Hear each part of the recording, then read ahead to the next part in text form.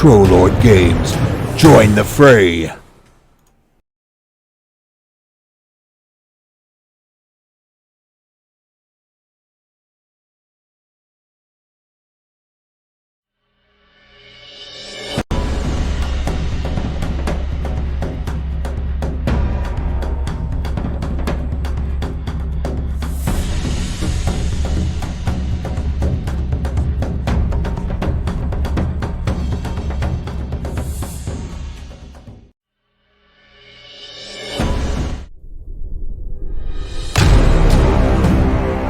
Trollord Games. Join the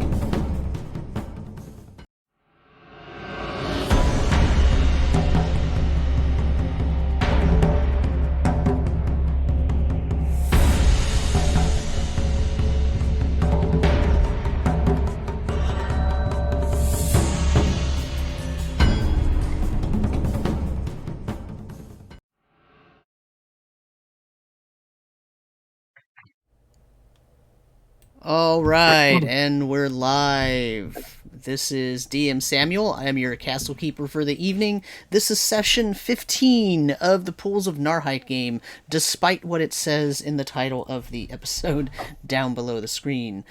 So let's have my awesome players introduce themselves. Let's start with Chris. Hey, good evening, everyone. I'm Chris, and I'm playing Grimbol, who is a warrior priest.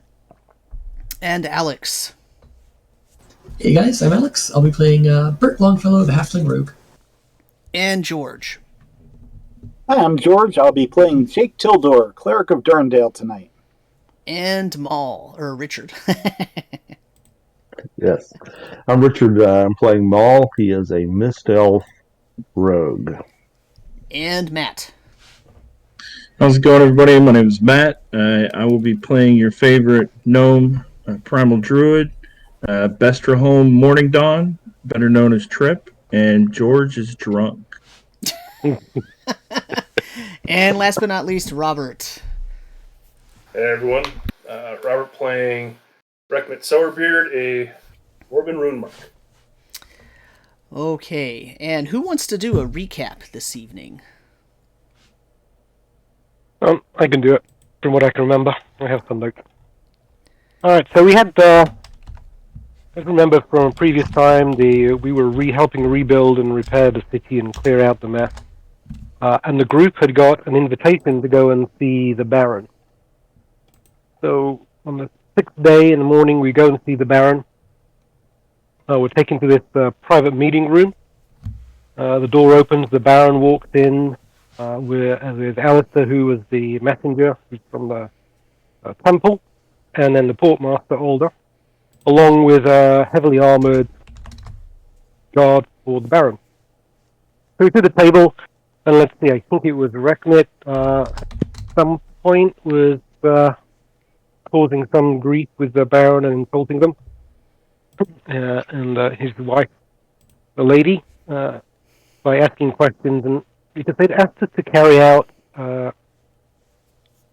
job for them, basically to create a road out to the old mines so that they could start financing rebuilding of the city and actually protecting the city more.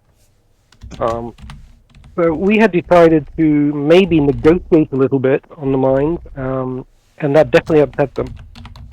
But in the end of the day, we did agree to help them out, and for a portion of whatever we find at the mines once we get there. So there is a gem mine and there is a stone quarry. That's actually where we're going. And for a portion of whatever we find there, that is our payment. They refused our sort of generous offer of, a small percentage of the takes for the duration of the operation. So I think that's about where we were. Yeah, I think the only thing you miss is that we asked for part of the mine, which was Burt's idea. Oh, it was Burt's idea, that's right. and then I had to give the plan up and then backtrack us out of trouble. And then when Baron asked Burt how he felt, Burt stabbed me in the back and said, "Oh yeah, I'm okay with that." Oh, that's right. It wasn't Rekmit. That's right. Like, I realized it was a tactical error and was just gonna cover my own ass. It's all right. It's the Hobbit way.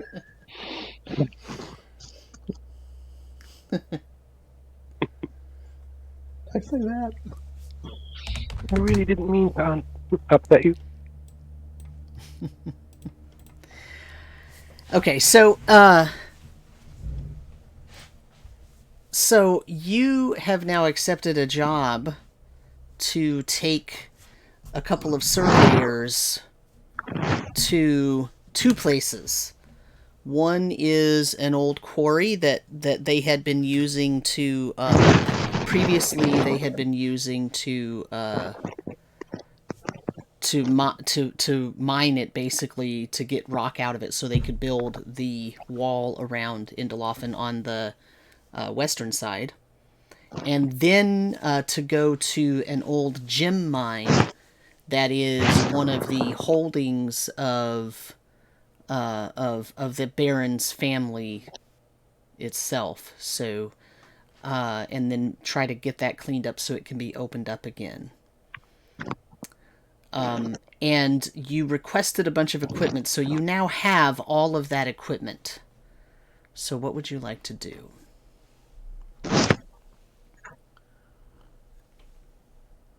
I think we're going to get on the road, right? We're ready to go? So, yeah, I think we're good to head out, yeah. Yeah.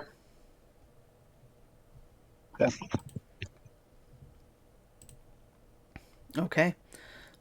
How would you like to travel? Do you have a game plan here? If you open up the owlbear, you can see that there's the regional map up there for you. I think our plan was to follow the road up until like just before the Hollow Bridge, and then head up to the foothills from there. Okay. Yeah. Was it which side of the river were they on? Was it split across? I can't remember. I think they were on this side. It's on this side of the river. Both are on this side. Okay. Yeah, so they're supposedly up in the foothold mountains on the eastern side. Okay. Go ahead. Sorry. We would head up the road to the Hollow Bridge and then probably follow the shoreline. Yeah. Okay. Now you have horses. Mm-hmm. Did you decide to bring a mule?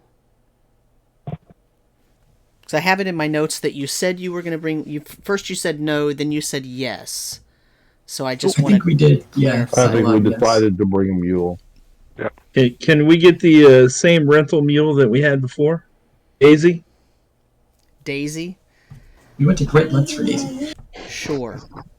You want to make sure Daisy doesn't make it, don't you?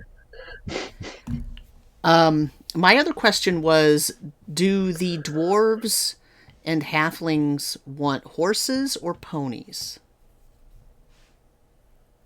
Definitely me for Burt. See, how big is Grimbol? He might actually need a large pony or a small horse. He's 4'3". Oh, he could take a small horse. Okay. Trip will take a pony. I mean, he's kind of heavy. He's 160 odd pounds, so. Okay. So horses have a speed of 60 feet. But mules only have a speed of 40 feet. Ponies have a speed of 40 feet. So the ponies match the mule anyway, so if you're taking a mule, you're going to move at the slowest rate anyway. Mm-hmm. So the speed is not a factor in terms of what you're riding in this case. The other thing is, are you bringing a cart with you, or did you decide no? Because remember, you still have to bring enough feed for all of your animals as well. And then we have rations on the list of equipment, but I guess the question is, how long are you planning to be gone? That's really my main question here. Well, we don't quite know how long it's going to take to find him. Probably at least a week. Can one mule pull the cart if we bring a cart? Yeah, I mean that's not a problem. If you bring a small cart, Daisy can pull the cart because her carrying capacity is quite large, actually. It's You guys good with bringing a cart then? in Yeah. Yeah, fact, it probably makes sense. the mule's carrying capacity is actually better than one of your riding horses. So Yeah. It's an advantage. Yeah.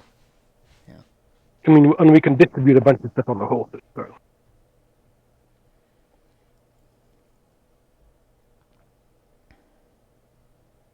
We pick Yeah, so we'll bring a cart. a cart and a mule. okay, Samuel, was I able to grab that block of wood? yes, So yeah, Trip is completely clean. His clothes are all nice and pressed. He's riding on his little pony with his new boots on that have form fitted to his feet, and he's whittling away at something, a piece of wood, as he travels next to the mule Daisy. He's at one with the. okay. So the surveyors have horses of their own as well. They are both human men, and one of them's name is Balak, Balak, Balak, and one of them is named Rico.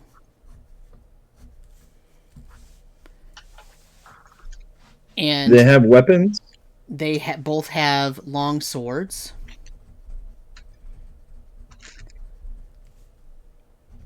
And they both have a chain shirt. But it's pretty obvious from their demeanor that they are not accustomed to using said long swords and wearing said chain shirts. So they are part of the king's entourage. You know, they're part of the town city planning group that the king, that the Baron has employed for quite a while to help plan town and all that. So they are accustomed to a less of a life of hard labor and more of a life of advising and getting a little bit of luxury. So they're not complaining, but you can tell that they are not exactly thrilled to be sent on a horse with their surveying equipment strapped to the back with a group of motley dwarves and gnomes, halflings, and one human and one elf. They're not all that thrilled about this situation, to be perfectly honest. We're a fine band of characters.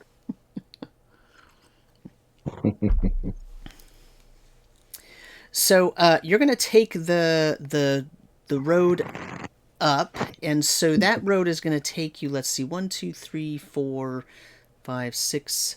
That's going to be about 7 miles up that road to get to the bridge. 7.5 miles to get to the bridge. And your rate, your normal rate here, if you move 40 feet, is to go about 4 miles per hour. So, say that again?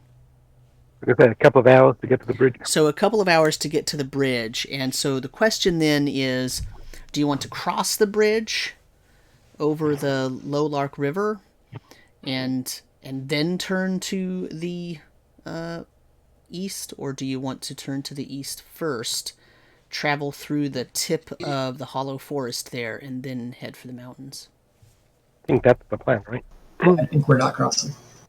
Yeah, whichever side the mines are on, we need to be on that side. Yeah, it looks like there's a little waterfall in the Lowlark River. Is that correct, Samuel? There is.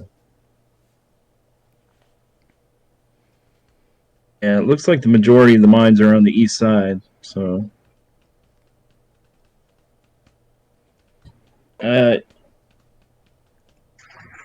you guys good with going through the tip of the hollow forest? Yeah. That should be fine. Never met a forest I was afraid of yet. As we, if we would also know the map of this area, it looks like there's a little house in the center of Hollow Forest. I'm going to talk to the two surveyors and Rekmit, seeing if they know anything about that. Oh yeah, that is an old abandoned halfling farmstead. Burnt down about 15 years ago. Really? What happened? How did it burn down? Caught on fire, and it was made of wood. What happened to the halflings who lived there? They left. To Indelofen? No, I think they went all the way up, actually, to up to Pinewald.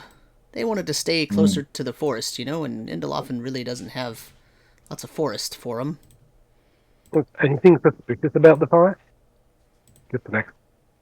Say that again? Anything suspicious about the fire, or was it just an accident? Oh, I think it was probably just an accident. I mean, the old man did perish in it, but, his sons and his wife and his 2 daughters, they all survived. So, I don't know. It's just a tragedy, I guess. You know them halfling folk, and he kind of glances over at Burt.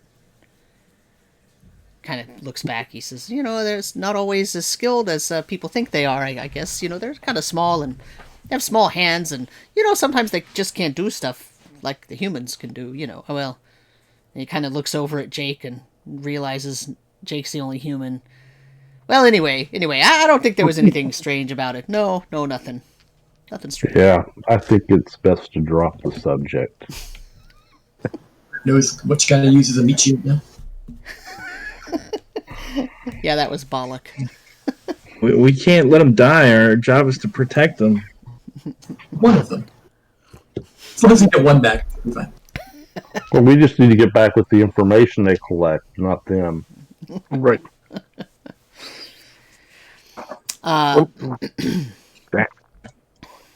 So, what's your traveling order? How are you going to travel as you're moving through? You do have a cart that you're pulling behind you, so it's going to be a little bit slow going through the forest, Right. and you're no longer on a road. Yeah. You have to kind of pick the track. Go at the edge of the forest as much as possible to make it easier for the cart.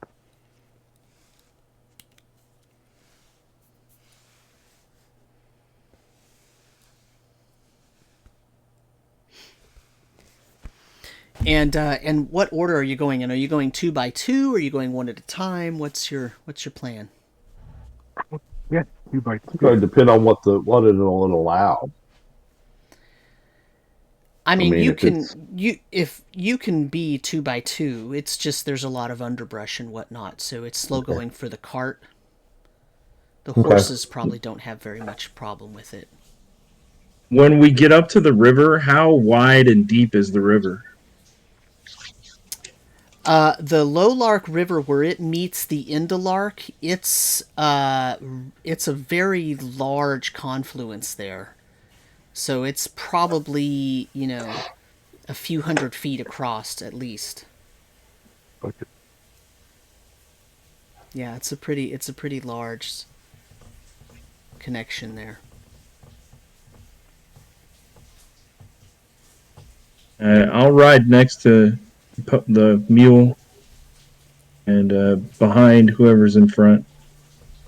Kind of like second. Let's make sure that the mule with the supplies is kind of in the middle, so if anything attacks from the front or the back. Right. Probably put the surveyors in the back, maybe? Or maybe right before the back row? Well, I'll take point if you want me to. Grimbol will join you. So, do we want to just line up on the side of the map for... Tokens? Yeah. Yeah. I'll head up towards the front more.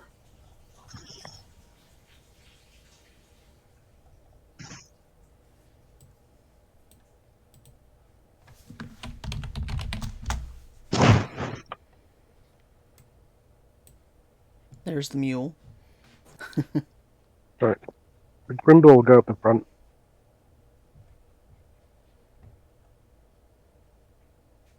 Not that he has many hit points, but I'm sure his fine fellow comrades will rescue him if he needs to be. There's Balak and Rico. Those are your two surveyors. Remember, right? In fact, let me actually... let's just throw a blank map up here. We could put it on. That way, if we need to... Oh, yeah, idea. If we need to end up drawing something, we've already got our doohickeys on here.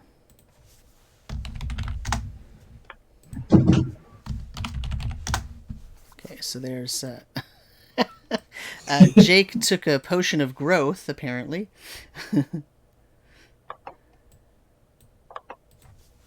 And so as we're traveling and I'm carving, I'm going to be telling stories to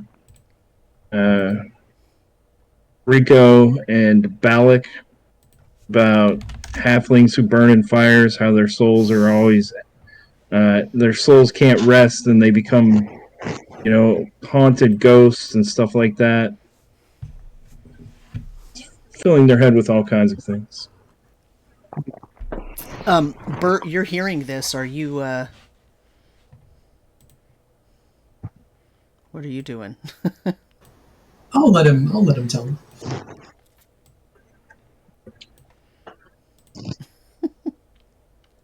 If I hear any of it, I smile. And a little bit down the road, I'm going to be like, and it's said that those who make fun of halflings who've died horribly in a fire, they will haunt you until your final day. I seem to remember, wasn't it you, Rico, who was making fun of the Aihrde? What? I don't know what you mean. I think he said he had small little woman hands and he couldn't do things that a man could do. No, that was Balak that said that. Oh. Trying to blame Rico. Rico's quick to point the blame. Yeah, he says, no, it was him. No honor among bureaucrats. Yeah. Gotta keep a wary eye on the forest before the old man comes for you. Well, look, I don't speak just from lack of knowledge. I've been around a lot of halflings in my time. Had a lot of halfling workers and assistants, and, well, they were fine, I guess. And he kind of sideways glances at Burt, but doesn't really say much more.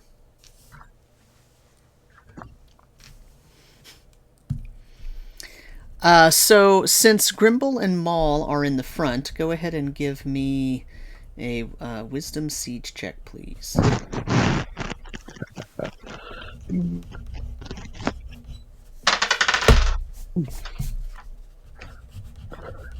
Mine's a 12 non-prime. 14, mine is a prime. What are I thinking about it? So, 15 total. So, Grimbol, you, as you're coming out of the forest, you all spend quite a bit of time going through the forest. There was about almost 3/4 of a mile of forest, and as you're coming out of the forest, you notice that some of you're in an area with high grasses now, so what you see in front of you is what everybody sees, is high grasses that lead into some rolling hills that are grass covered.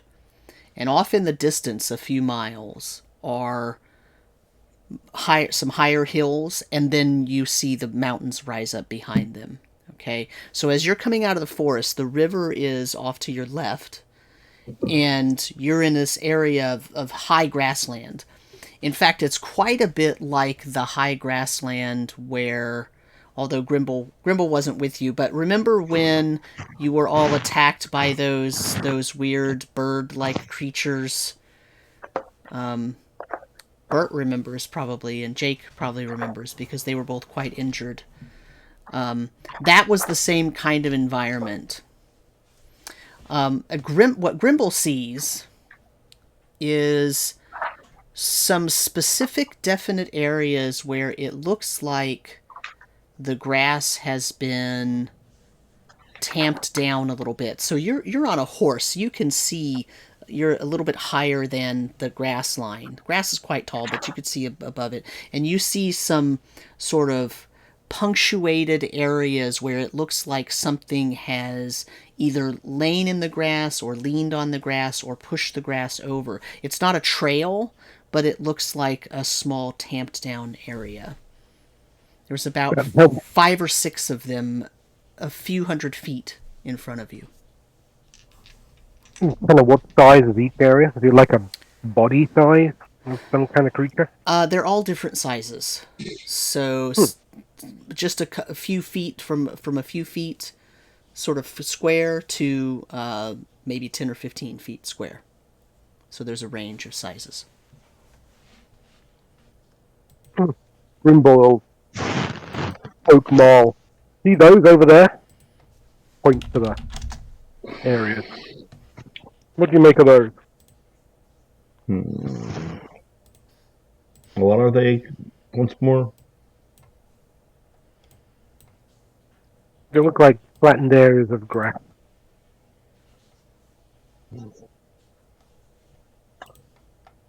Well, what time of year is it? It is late summer. Well, a couple of things I can think of right off the top of my head. In late summer, sometimes tall grasses lay down. Because they get too heavy and they go down. The other thing is that it could be an area where, like a herd of something, bedded down.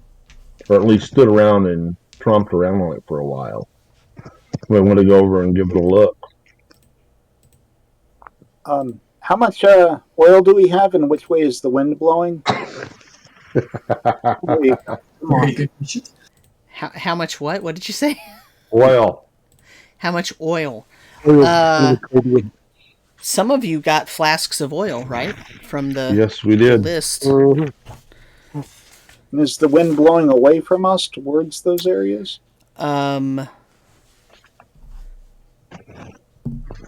Jake will mention Yes, this it as is. a possible plan since the last time he was attacked.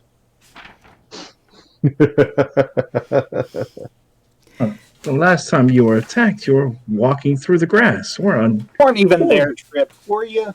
Were you there? Didn't you just tell me the story? No. Then what are you talking about? You're worried about you're going to start a forest fire? Are you a druid? As a matter of fact, I am. Oh, he wants to start a grass fire. Nothing okay with the forest, it's the grass. It doesn't say anything in your literature about grasslands, does it? No. We can't damage the earth like that. No. Fire At the end of the restored it. season, it's dying grass. We'll burn won't hurt it, but I don't think we need to do it. Just be wary and let's move on. Okay, it's not our job. Can't you find animals to talk to or anything like that? Not yet. A badger or a... I haven't been trained in such abilities as of yet. Oh my. You're a gnome.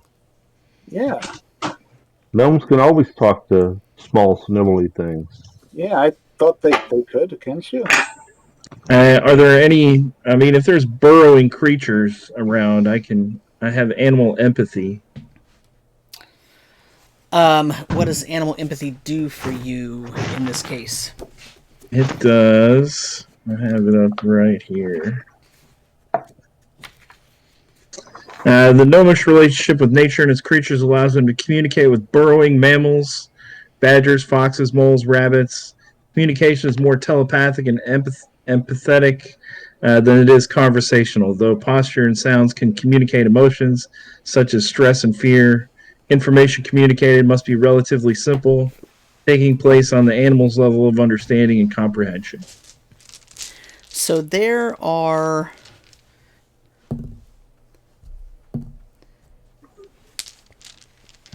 There's a family of woodchucks, marmots, rodent family, burrowing, probably foot-long creatures with brownish fur, kind of like a beaver, but they don't have the big teeth and the flat tail. Instead, they have a sort of more narrow tail and sort of normal-sized teeth. They eat grass, so they have teeth with square edges. They don't have sharp teeth, things like that. There's a family of 7 of them in this area, so if you wanted to, you sense their presence. They're basically, they're almost right under the feet of the animals. I will hop off my pony and make sure my back is between me and Jake, so he can't see me talking to the woodchucks. I'll place my hand on the ground and reach out to them with my druid sense to pop out of the hole and communicate with me if they have the time. And why don't you want Jake to see you? Just because. What his hands up like this and get onto exactly. What would you like to try to communicate to the woodchucks? Is there any danger in the area? There's always danger.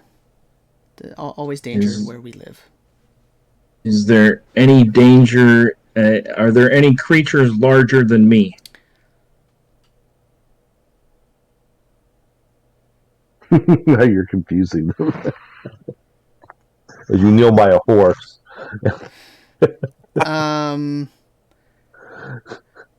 Only a few new ones. Everything else is normal. Are the new ones, do they fly? No, they ran us out of our burrow. How far away was your burrow? In what direction? 450 paws over there. I will note which direction he points his little nose.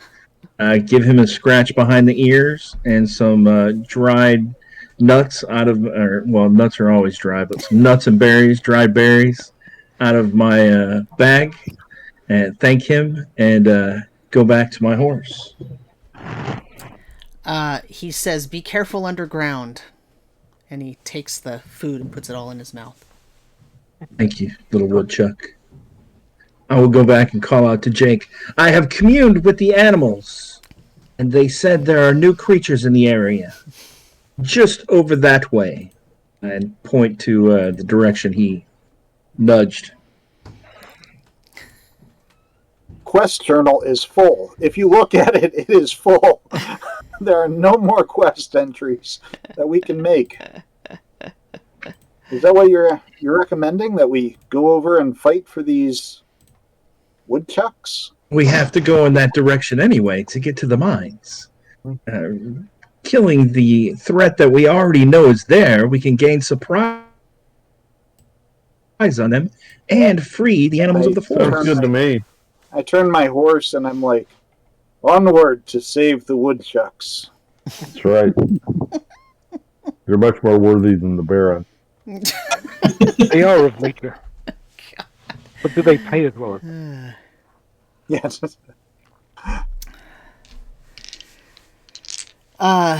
Okay, so you're just gonna go forward? Grimbol have it already. A lead.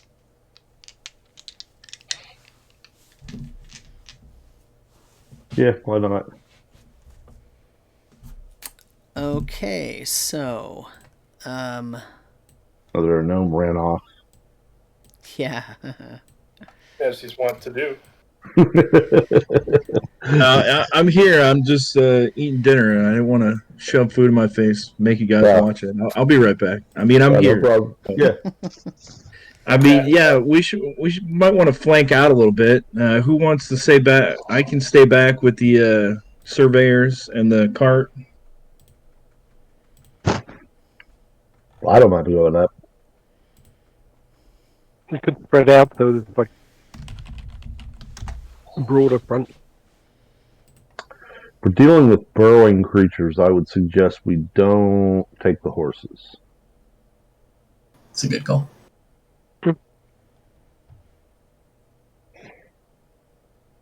These are horses by the car. So our surveyors can now become lawn jockeys. There you go. Give them value. So what are you asking them to do? Hold the reins of the horses. So everybody's getting off their horses and they're going to hold the reins together. Well, at least I am. Okay. I don't know who else is willing to go up at this point. Grimbol turned up, so sure.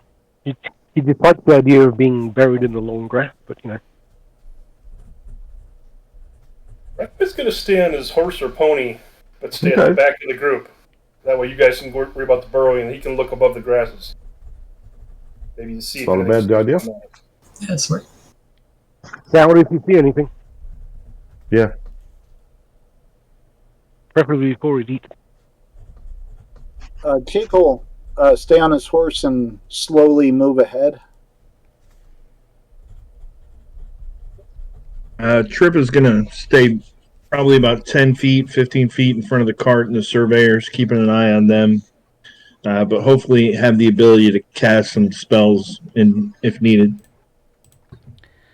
Okay, so let's put the surveyors back here with the mule and the cart and the horses. So let me get this straight. Grimbol and Mahl, you got off your horses. Mm-hmm. And you're going to go forward. Right. Also off the horse. Yeah, I would say let's get like about 20 to 30 feet apart, and then I'll pace with you. So these squares on this map right now are 5 feet. Okay, so I keep 4 to 5 squares apart. Yeah.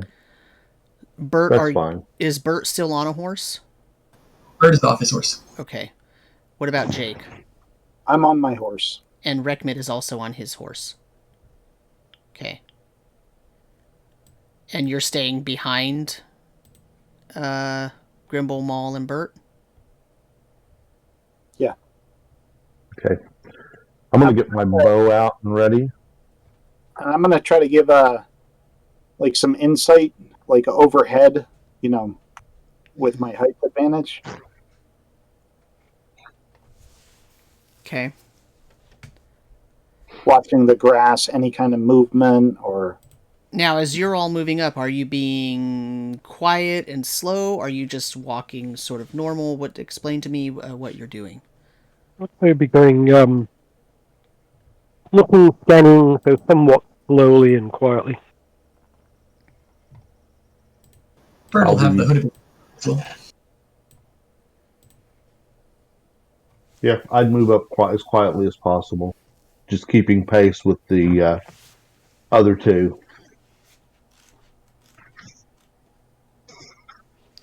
Okay, so why don't you, the three of you in front, give me some stealth checks, right? So some dexterity. You're talking about dexterity siege check.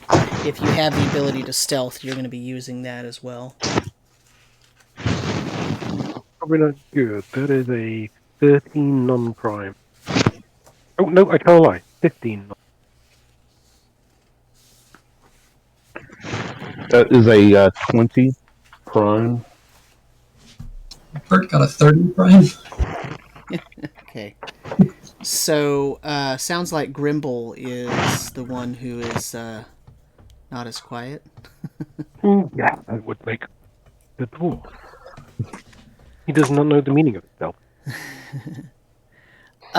So, alright, so let me draw on here. what you see. So now the grasses that are around you are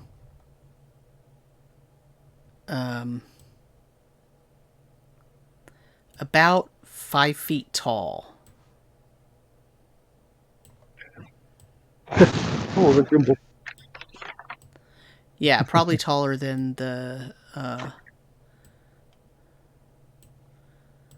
many of you, actually. And so those 6 areas that I drew, those are the closest areas to you that have the tamped down grasses.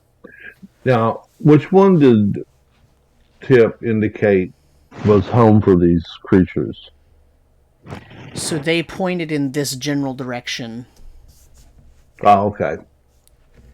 So he can't, he asked how far, but, a woodchuck doesn't know how to measure feet and yards and meters. And so he said 450 paws.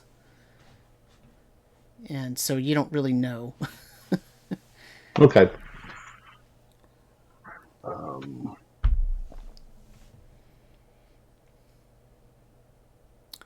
So my question, I guess, is how close are you going to get to one of these? Well, it might be best if we kind of swung towards the one on this side. To the right. To the left. Because Burt would be moving the slowest of the 3 of us. And we could kind of swing out like a gate. Oh, Grimbol's not moving much quicker. Kind of sweep that direction. Yeah. That works, yeah. Kind of like catch them all as they go. Yeah. So as we get closer, can I make out any more detail on any of these spots like this or over here possibly on a horse? It looks like the grass has been pushed down or cut and laid down. Oh. I'll mention, like, guys, it could be even cut grass. It doesn't necessarily look like a creature laid down. Okay. I'm gonna since I'm a little further back, I'm gonna whistle to get their attention and make sure they're ready. And then I'm gonna cast ghost sounds, and I'm gonna try to put it. I'm gonna kind of give them the wave. Hold on, let me turn my camera on. I'm gonna kind of give them the wave to kind of get down, get your head down, and get ready. You're doing the and wave? Then the wave, like get down, so they can't see you. Get down on it. Get down tonight, and then do the wave. I'm gonna cast ghost sounds, maybe in like a stamped out area right here, to see if that draws anything out into the open. And the sound I'm going to project is like the sound of a injured beast, an injured animal, a screaming in pain woodchuck.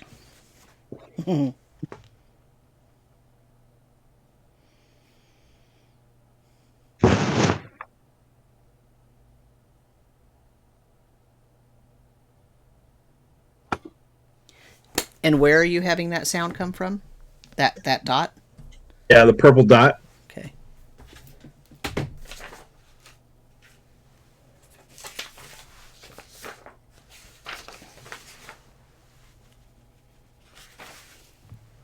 Okay. As that sound emanates from that area, 2 muddy hatches pop open, and you see a couple of small green heads pop up, and then some bows come out, and they shoot into the ground here where the pinkish area is, and then they pop back down. Okay. Where did we see them pop up? They popped up One popped here and one popped here, and both of them shot towards where the sound was coming from. Mm-hmm. So Your sound is still going, right? The sound is still going, yeah. 1 round per level, so it's only going to last 1 round. Oh, okay. So now you know that guy's there, and that guy's there. Well, now we know. Yeah. Do you want to take them out one at a time? Maybe a couple of us at each one? Yeah. Yeah, that makes sense. I think maybe Burt and I could like sneak up on these things and give them a lit vial of oil. Oh, you're against forest fires or grassland fires. Or something like that.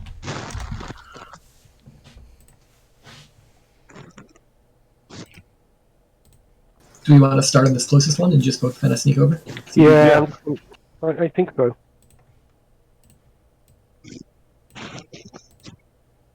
If we do work our way towards this one, maybe actually do it work around, so at least be as far away from the others as possible and do it one at a time.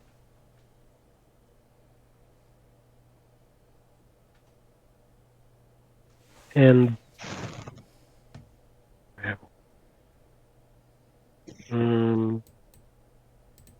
are there any rocks around? There are some rocks, but this is kind of a rolling grasslands kind of area. Yeah, I'm just thinking something fairly sizable that Grimbol could pick up. To throw, you mean? His idea. So here's what he's going to do. He's going to work his way. We're going to go to this one to the left, and then as we position ourselves around it, he's just going to kind of throw it into the area. So he's not going to have to throw it very far, but he wants something that will make a decent thud. Okay. If it's available. Yeah, you can probably dig a little rock out that does that. Okay. That's what Grimbol's going to do. As we work our way to... assuming we're still going there. Oh, wait, there's Grimbol. I'm moving the right token. So there's Grimbol. And then when we're positioned, so Burt and Mahl in position there. Yeah. He'll move up just a little bit. Yeah. Now, are you all sneaking, or are you just walking? Because you realize you're right by one of the... You're walking right next to one of the tamped down areas. Yeah. Grimbol will be as quiet as he can. He'll maybe let Burt... Actually, what he will do is let Burt move as close as Burt wants to go. Before he starts heading there. So Burt still gets to use his other hiding check, because he never did anything after that. So, Burt, you can still move with the current hide check. Okay, cool. Okay, bringing back another one. Mahl, you haven't done anything either, so you can actually keep your other one. Grimbol can re-roll if he wants to. If he wants to try to, since the situation has changed a little bit, he can try to be a little quieter. Well, he rolls a natural 20. Very nice. That's pretty good. Plus, so 23. What's Jake doing? Because it occurs to me right now that Jake is kind of out in the open, and is probably one of the taller members of the group. Yeah, so that's why I was looking at whatever I could see in each of these spots, if anything, with my vantage. And I think my plan may be to go maybe around in a quick circle. A good speed, you know what I mean? Like maybe a canter. And inside the area, or like going around it outside? It's a kill zone. Like, are you going in here, or or you're going out here? Inside here. Oh, sorry, wrong. Like around on the inside, like enough to, like, not at a decent canter to make a bit of noise. You know what I'm saying? Mm-hmm. To see if they pop up, but I want noise and speed from the horse. Okay. All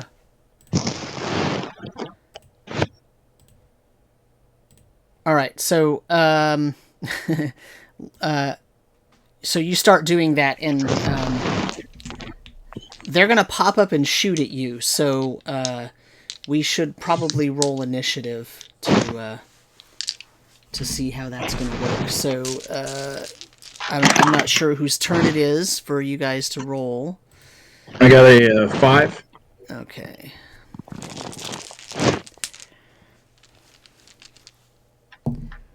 I also got a 5. Reroll. I got a 6. I got a 10. Okay, so Jake is going to get to ride all the way around in a circle in the center here. And what's everyone else doing? The little green heads that popped out, do we recognize them as goblin heads? Yeah, they look like goblins. Well, do we even see the goblins? Do you see them right now? No, they are back underground. But when they popped out to shoot at the sound, you saw them. Then they went back down. It's like, Okay, so no movement occurred in the one we're watching. Right. Yeah. it's like Red Dawn, how they pop up out of the ground and Yeah. fire. Okay, so it's just the two of them, and they're over there. I guess we Well, move up just the to two of them this one. popped up the first time, yeah. Yeah, so far. I want to move forward and using the arrow I have, kind of probe in front of me and see if I find any type of cover in this matted down hollow. You know, see if I find another one of these trap doors there. You do. Okay.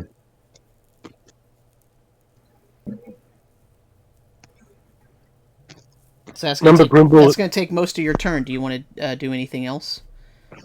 Well, only other thing I would want to do is like make sure that I caught Burt and Grendel's attention that we had one here.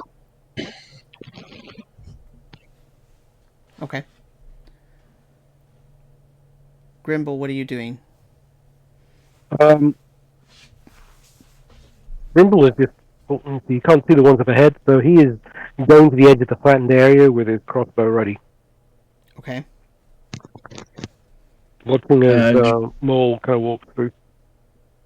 Trip is trying to balance himself on the back of his pony. He'll move up 10 more feet, and he has his bow ready, trained at this one on the east. For when it pops open, I would like to fire inside. Okay. Rekmit, what are you doing this round?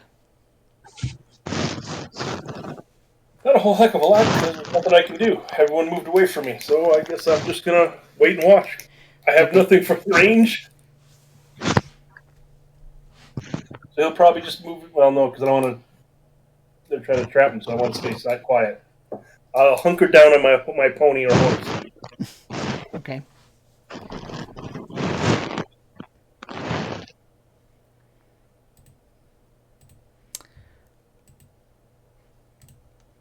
All right. So as you're all doing that, and Jake is taking a circuit here in the middle of this, as he's riding through,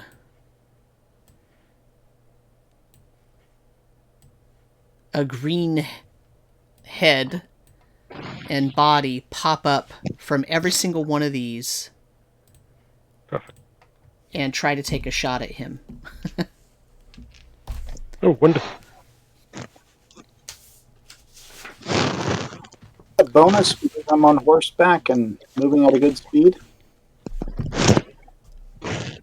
They kind of suck, so you're probably not going to get hit anyway. But yeah, I'm giving you a bonus. Yeah, Yeah, I didn't roll above a 10. So arrows are flying and hitting nothing. Do they hit each other? They do not. I took my turn this week. Next week, someone. Yeah, it's actually time for initiative again. They are now sort of standing up and looking because they see him running around, and they now also see the rest of you. Is there held actions in CNC, Samuel? Not really. Okay. But you can take your shot because I know you had a ready shot. Well, no, I mean I don't want to. I want to play by the rules, so yeah. If there's not held actions, I'll just wait. Not really. I mean, we're not doing it that complex, right? We're playing it sort of by the seat of our pants. So yeah, I'm good with that. Okay. Reroll initiative. I think Chris, did you have something? Was it my turn for initiative? No, not yet because I won. I got a 6. I rolled a 1. You won again. You keep around. Perfect. So Trip is going to fire at the one that he was already zeroed in on, which is right there. Okay. Let's number that one 1.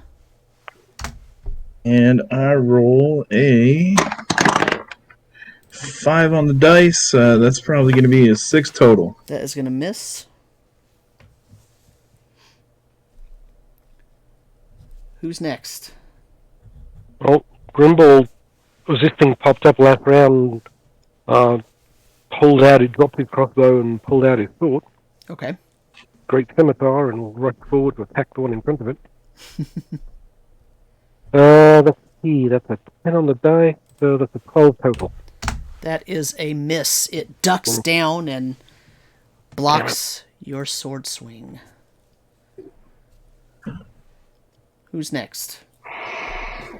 Burt will go ahead and give it a go, try and club it in the back of the head. So he's going to do a hide check first, and then he can do his back attack as a thief. Okay. Rogue. So that comes to a 18 on the hide check. All right, and make your attack.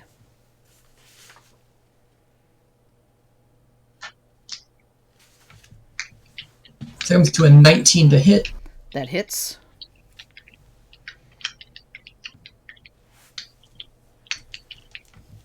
It is double damage. Okay.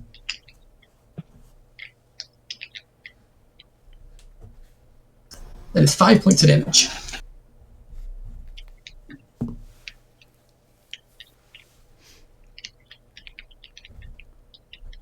All right.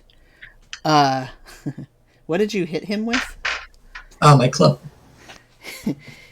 His face explodes in blood as you break his nose, and he yells, "Ah!" But he is not dead. Jake, Rekmit, Mahl? Rekmit will try and use his sling from his horse and try and get the second one up here.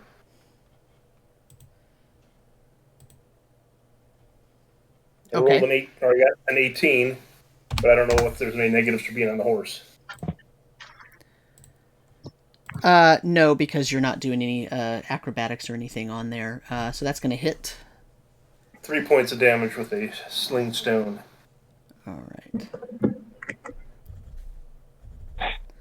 That's actually number 3. It hits him square on the forehead, and he drops down into the ground, and the trapdoor is shut. Oh. I thought that was a kill. That would have been awesome. It may have been, but you don't know, because he just fell down and... Oh, I'm counting it. That's a kill. That's it. I'm sorry. First blood right here. I thought he, pulled the trapdoor down. My mistake. Jake, Mahl. Which one did he hit? Number 2 has been injured, and I think number 3 as well, but he might be down. Yeah, so number 2 is injured. This is the one that went down, so you can't actually see him anymore. Okay, so the one furthest up there, number 4. I'll fire my arrow at him. This one here? Yes. Okay. And that will be a 14. That is a miss. Mm.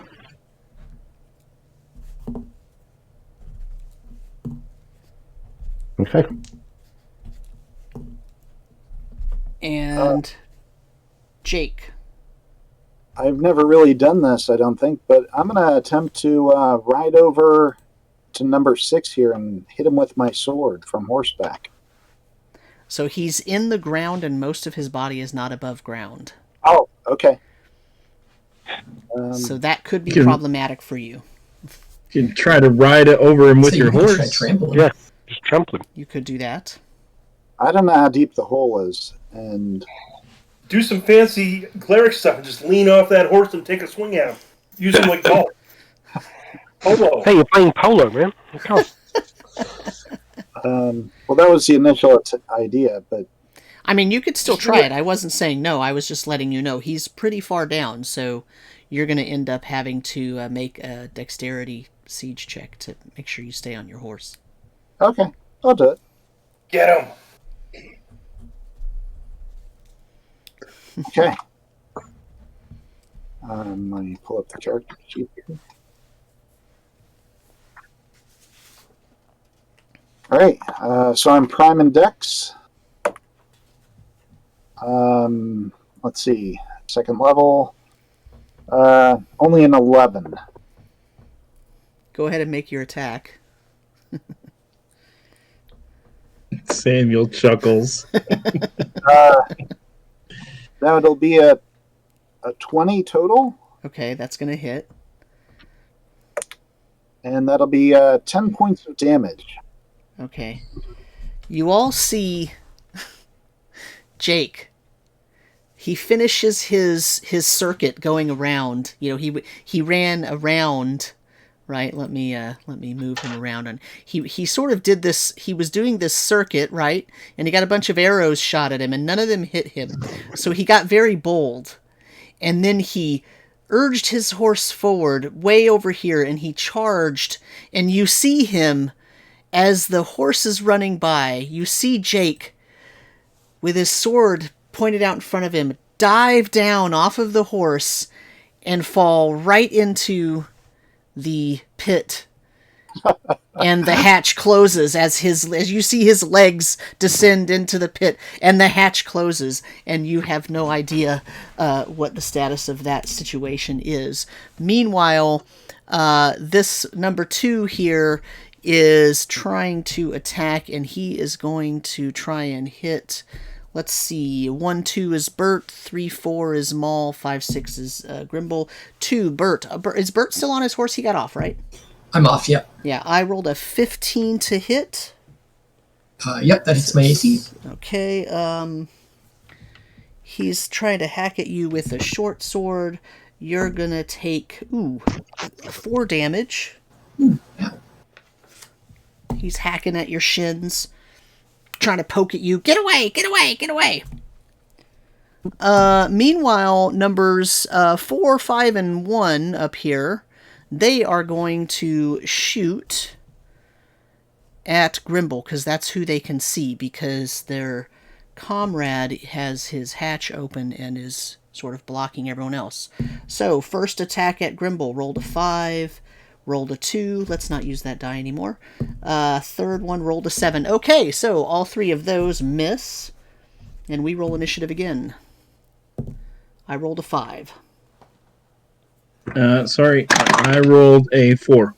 All right, so they're going to fire again at Grimbol. They're pretty quick with their arrows. A 2, a 9, come on, and an 11. Okay, I'm assuming those miss. I'm assuming Grimbol has some pretty nice armor and decent dexterity. Yeah. 17, 18. And then number 2 is going to attack Burt again and miss. And then it's everyone else's turn. Round 3.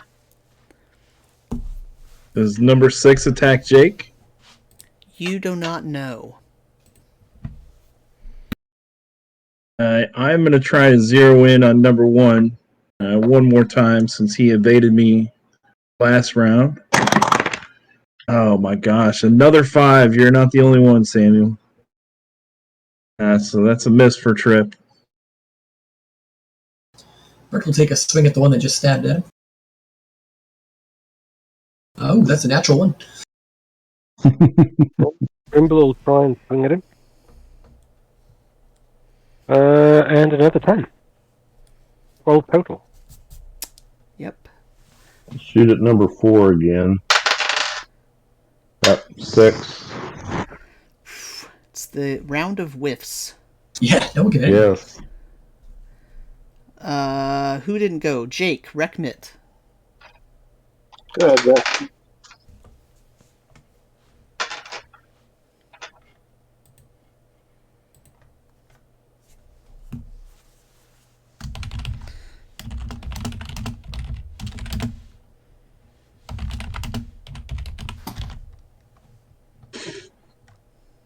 Rekmit says he's just going to move his horse up, or his pony or horse up to the one that he knocked down in the hole. Which one? Oh, That number one there. 3. Okay. Trip is going to use his movement to go move over by Jake's horse to grab its reins. Yeah, it kept running. you might have to go after it. It'll probably stop when it gets to the forest, but it kept going. Is it heading south? It was going in a straight line. I can put a if it was this, it's heading this way. Okay.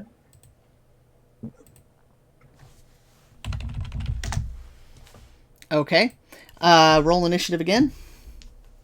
Now, Chris, yours. Yeah, that's mine, right? She got it off with a respectable 6. I roll a 10. No, fine. 3 goblins shooting again. Is Rekmit on his horse? He is. Okay. They're going to shoot at Rekmit because now they can see him above everything. Miss. 19 on the die. And a 15. Does a 15 hit you? Probably. Okay. Yep, it does. You take 2 arrows for a total of 5 damage. And you see the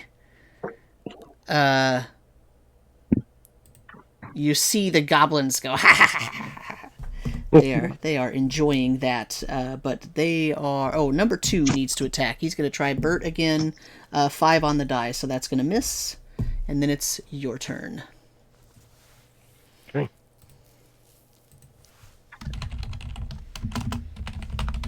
Burt's gonna get this. Okay. Nope, never mind. 4 on the die. Burt is not getting in this time. Grimbol gets a... Oh, there you go.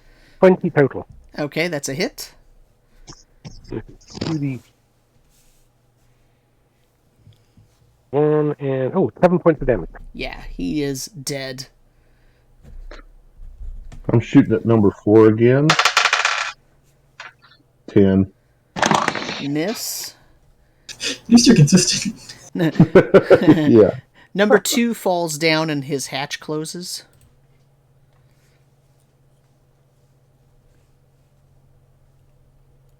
Jake, Trip, and Rekmit. Trip was thinking 1 was maybe in too much cover. That's why I couldn't hit him. So I took aim on number 5. But I rolled a 3 this time. And so, yeah, maybe it's his bow, not the cover that they have. But I'm going to move 40 more feet and try to catch Jake's horse. Okay. Rekmit's going to do a rune of shielding upon himself. She should have done last round. Okay. Jake. I'm gonna cut through the top of the roof or hit it with my sword a few times. Toss it off to the side. Probably climb up with dirt all the way down the front of me, on my chest, on my helmet, like You see the classic hitting the helm, trying to get the dirt out, and throw the dead body of the goblin up on the top of the ground, and just a slew of vulgarities about, dirty goblin sludge, and look over at the next area where one is and be like, "You're next," and start walking.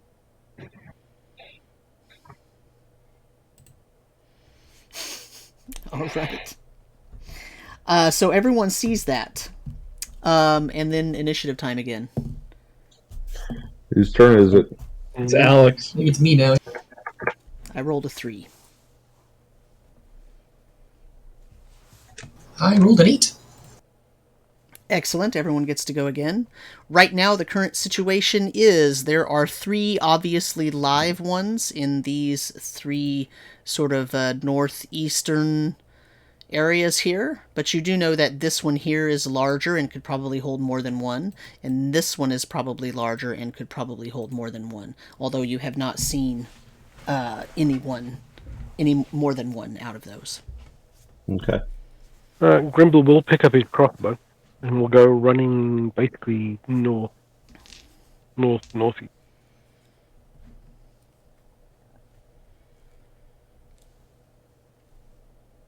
Okay. All right. Once Grimbal's cleared, I'll shoot at number. Oh, he didn't clear. I'll switch and shoot at number 1. Okay. 10 again. Loving those wasted arrows. Rekmit, Burt, Jake, Trip. Rekmit's going to use his sling at number 4, and I get a 19. Okay, it's going to hit. Now, can I move the horse up like 20 feet too, and then just take a negative for the movement or something? You can move and attack in a round. Right, I just thought I was going to be being on a horse. Yeah. Can you do like half your movement, I think? Is there a split move fire? Yeah, so technically speaking, in Castles and Crusades, you can do half a movement and make a melee attack. But if you're making a ranged attack or casting a spell, you're supposed to not move. We've been pretty loosey-goosey about it, because I'm just not that much of a stickler for that, because I don't care and I want to keep the combats going. But since you're on a horse, if you're trying to do anything super special, you're going to end up making a dex check. Right. Okay, then I'm not going to move the horse. I'm just going to stand up nice and tall so they try and shoot at me.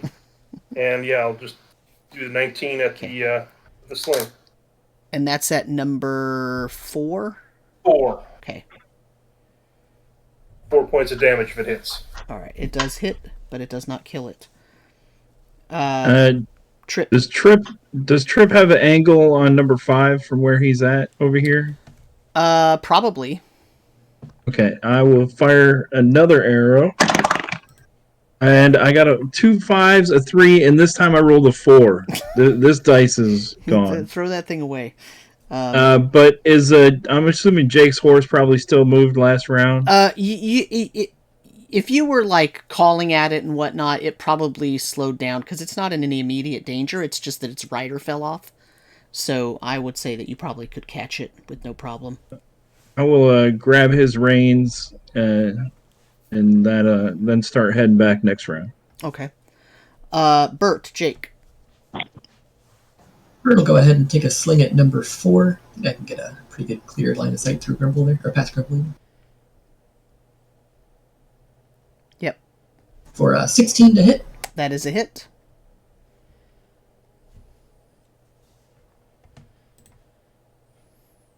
For 3 points of damage. He falls down and his hatch shuts.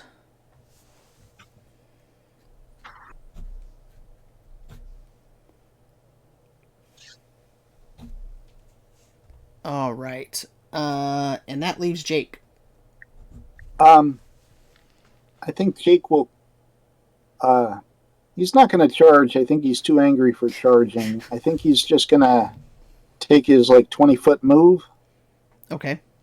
Whatever, over there, and I think he's going to use, is it the evade? The plus to to your AC?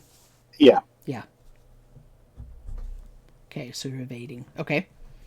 And then number 1 is going to shoot at Grimbol because he's closer. 19. That'll hit. You're going to take 5 points of damage. Arrow in the arm. You see Grimbol running forward through the grass. Well, you actually see where he's moving through the grass, and then suddenly it stops moving.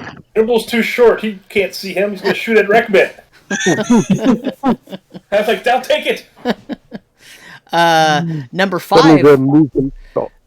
Number 5 sees Jake coming towards him and goes, "Oh!" and closes the hatch and ducks down.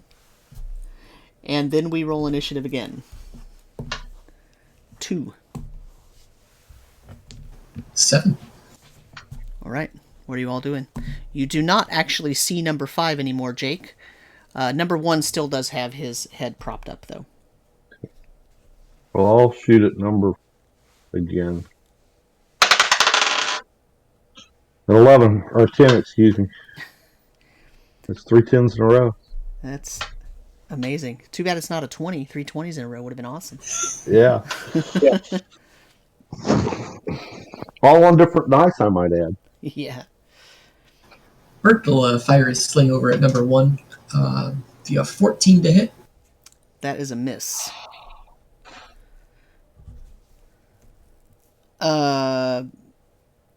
Rekmit, Jake, Trip. So Ride your pony or horse over to there. Okay. Trying to make him shoot at him. All right. Jake's going to walk over, and when he sees the covering over the hole, what does the covering consist of? It's just a mat of soil, almost like sometimes you can dig up Right. mossy stuff and it stays in one piece. Okay. And it's got the tall grasses sort of sitting on top of it. Okay. So I'm going to drive my bastard sword down through that, Okay. hoping I miss any sticks or framework that might be supporting it. Okay. Roll me an attack roll. Yep. That's a total of 9. Yeah, so your sword goes through very easily, but it doesn't feel like it hit anything or met any resistance. Grimbol, Trip. Trip is going to glance over at the mule and the 2 surveyors to make sure they're okay. They're they're sort of watching. They're not high enough to really see everything that's going on, but they can hear it. But they seem fine. I mean, as much as you can tell. Okay, I'm going to bring Jake's horse over to him. Okay. Master Trip, would you Did like you- to help me with this? Did And I you like- lose something, my friend? Yes, I did. And I continue to poke through the hole. Okay. Grimbol, did you go last turn? Grimbol's, you don't see anything coming from Grimbol. Uh-oh. Number 1 is going to shoot finally at Rekmit the way that he had intended and misses disastrously. And then initiative again. I rolled a 1. This might be bedtime for Bonzo 9. for these things. Alright, so you all get to go. Let's shoot again. 13. Miss. You know, the thing about missing so many times in a row, when you finally hit, everyone is going to cheer. Then you're probably going to do minimal damage. But, it's okay if you hit. Yes. You hit. No movement from Grimbol still? No movement from Grimbol. All right. Rekmit, Burt, Jake, Trip. Burt's going to walk over to Grimbol and, seeing his condition, he's going to use one of the bandages with the salves that we got from the marshal there and kind of bandage him up. Okay. Or start banding them up.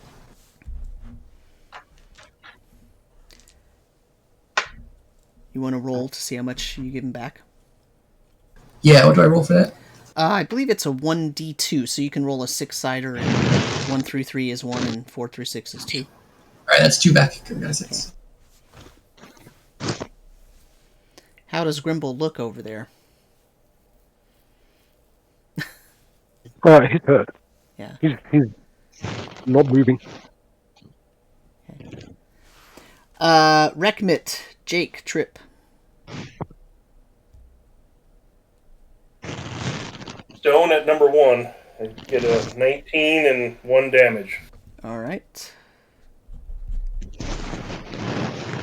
I'll tell Trip to be careful, and I put my sword up in the air, and I take my other arm, and I pull the mat back as best I can. Okay. You see 3 goblins in there cowering away. Look what we have here, Trip. Yeah. Looks like the fighting spirit has left them. Should we throw some fire in the hole?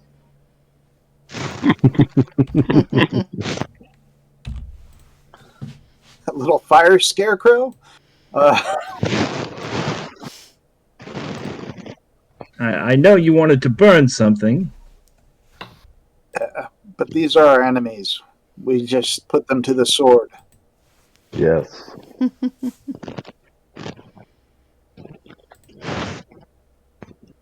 Do I have an attack this round or no? Sure. Okay. I will cut at the 1. I will swing wildly and hit AC 9. You will swing wildly and hit nothing. Trip. So since Jake's got the hole open and I'm sitting right there, I'm going to shoot point blank range, see if I can hit something now with my short bow. Okay. It's going to be another 5. You got to be kidding me. Those arrows that you got from the Baron, they just must be defective. Yeah, Must be. There's some words. Gotta be some reason. Part of the conspiracy. He just confirmed it. Boomerang arrows are just lost. Initiative. I rolled an 8. Ooh, I got a 2. All right, so this goblin here, number 1, is going to fire at Rekmit again. Rolled a 13 on the die. That's a 14 to hit. And the other 3 are actually going to attack Jake. A 10, a 2, and a 2. I rolled 2 2s in a row. Good lord. But they are attacking now, so they have their short swords out. And now it's everyone else's turn. And I'm going to call out in Goblin for them to lay down their arms and surrender if they want any chance to live. So the 3 in the hole right here. Yeah.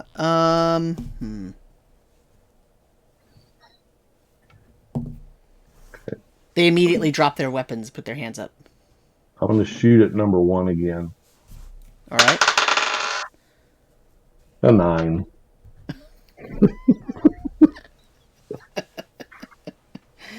You guys have been rolling horribly, and Rekmit's actually hitting me. Just uses freaking stones that don't do any damage. Come out of the hole with your filthy hands in the air. I say it in Goblin.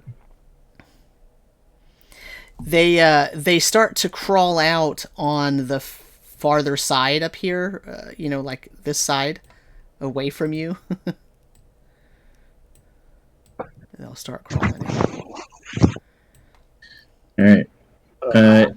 So after Trip has spoken, I'm going to head back to the wagon just to check and make sure everything's okay. Let Jake do what he will. Okay. What he will with them. Burt, Rekmit, Grimbol. Burt will call out to Jake or Trip and just say, Grimbol needs some healing here. He's not doing so well. If you guys are done missing goblins over there, come over and help. Then he'll take a sling over at number 1. Okay. Is he alive? He seems to be for now, yeah. But I rolled a 2 on the die, so that's a quality miss there. Yeah.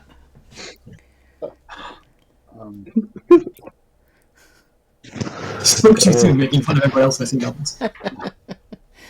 Rekmit?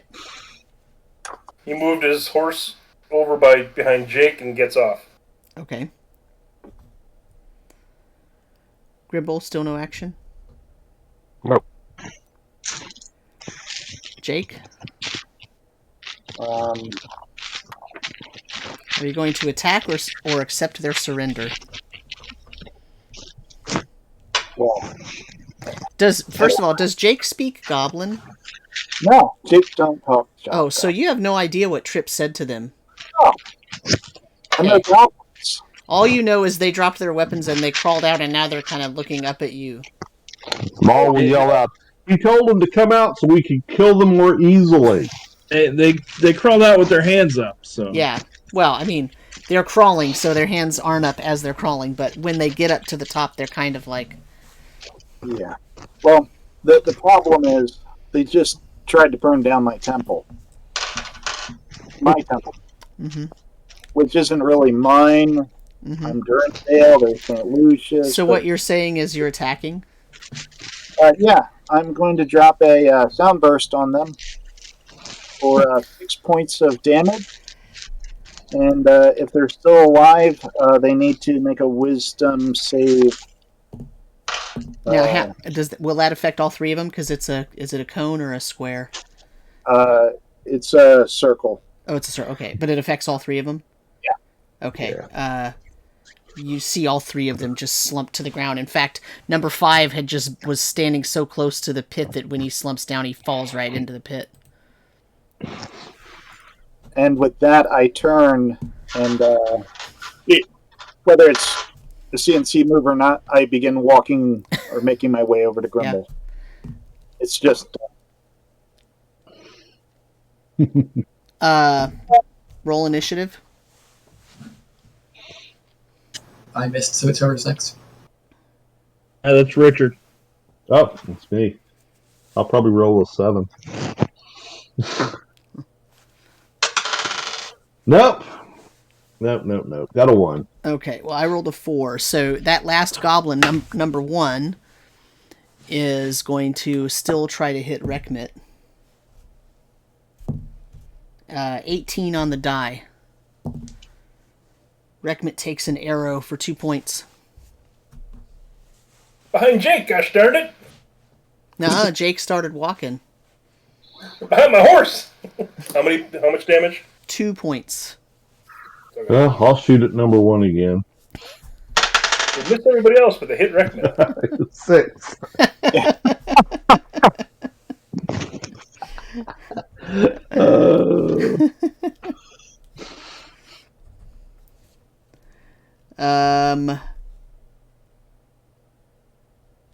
Everybody can go.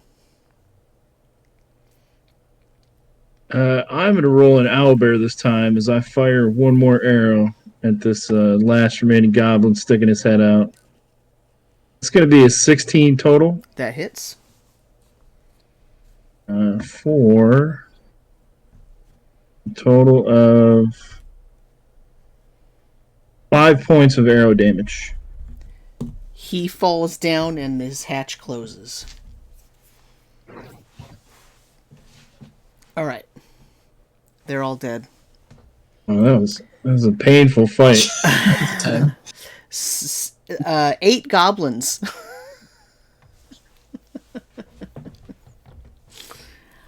All right, what would you like to do? I'd like to apply bandages to... Rekmit already has been applying a bandage to himself and dealing with these arrows. Okay. I got 3 of them sticking in me.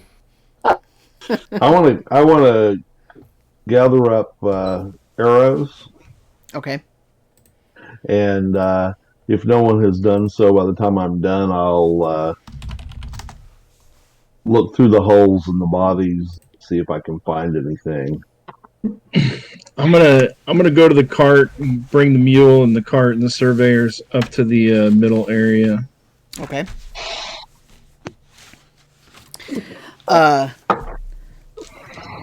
Balak says to Trip as you're bringing them up. Bollock says, "It appears this route isn't the safest. Perhaps we should cross the river at the bridge and go the other way." Aren't the mines on the opposite side of the river, the east side? How do we cross once we get over to the west side? Perhaps we should go back down and go south through the forest a little bit more further south then. If we can't get across the river, and we can't go this way because of all of the goblins here, perhaps we'll need to go through the forest more. This area is probably the safest route now since we've exterminated the goblins. If we go anywhere else, there may be new ones. There may be new ones ahead of here. There probably will be. There may be some in your house while you're hanging out here with us, but do you want to return? Don't get snippy with me, Master Gnome. I am just telling you exactly where we should be going. I think that you all chose a very dangerous route, and our job is to find the survey to get to this quickest, safest route for the people. Noted. Well, Balak, there's no guarantee that the other way is safer. We could run into another set of goblins, so we just don't know. Trip is going to get off his horse, pony, put his hand to the ground and send a mental telepathy message to the woodchucks that their home is now safe again. And then ask his buddies, why do you think they set up a kill point in this area? It's very strange. I mean, let's look around. Is there some reason traffic would naturally come here? I'm asking what my observation would tell. I mean, this is the sort of closest point to water, not in the forest. Right? In this area. And maybe they were just hunting. I mean, they may have been looking for people, but think about it. They first jumped up when you made it sound like there was an animal out here. Mm-hmm. So maybe 8 of them and, 5 pits, 6 pits to hunt them? Seems a little bit of overkill. And Samuel, is that in that first open hexagon just north of the Hollow Bridge forest area? Actually, let's do it this way. Let's show the regional map. So, so it's in the first hex above the word hollow. And so if they were hunting here, then they would be hunting to bring back food to others. Right. Mm-hmm. That's true. So let's check out and see what's inside the holes. See if they have a tunneling system, maybe. Yeah. So, do we find anything on the bodies or in the holes? The bodies don't have anything other than their weapons and some small knives. And the holes look like pretty hastily dug little pop-up traps. What's the loot like as far as weapons, short bows, knives, swords? All of them have knives. So there's 8 of them. They all have knives, short swords, and bows. Short bows. Are they sellable in decent condition? I mean, they're goblin made, so some of them are stolen. Some of them have been, repaired multiple times, and we got a cart. They're not very high quality, but you can still take them. What about arrows? They probably each had about 5-6 arrows. They shot most of them. Rekmit has stored 3 of them for you. I'm keeping these souvenirs with your own arrows. Quick one. Did Jake bandage Grimbol at the end of the battle? I would have, yes. Okay. And, I thought Burt was over there. Yeah, I bandaged you with the salve earlier. Oh, you did? Oh, I missed that. So, he gave you 2 points. Yeah, you got 2 points back. Yeah. 2 points back. So I had done 6 points of healing to you. Well, hold on. So you can only use 1 bandage per wound. So I was down to -2, and I think I can't remember if it was 2 or 3 rounds before you bent them, but so I would have been at -4 or 5. So I either come back to -2 or negative. Oh, but then you gave me 6 points back. Correct. Oh, then I'm back. I think it was 2 rounds before I got over to you. Okay, so it'd be a -4. You gave a bandage gives you 2 points back, right? Yeah, I rolled and I got the 2 points back. Yeah. Yeah. Okay, so I'm back to full health. And also during that time, I would have healed Rekmit for 5. Okay. No. Okay. Grimbol's back up, bouncing around.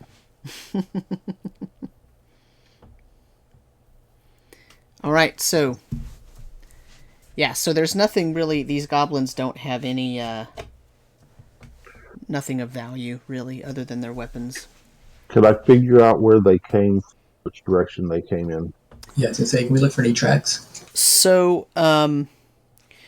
you do see that they look like they're clothed in the same kind of nasty leathers as the goblins that had raided the town. They do look very close to those. And it could have been some of the ones that fled out of the town going that direction.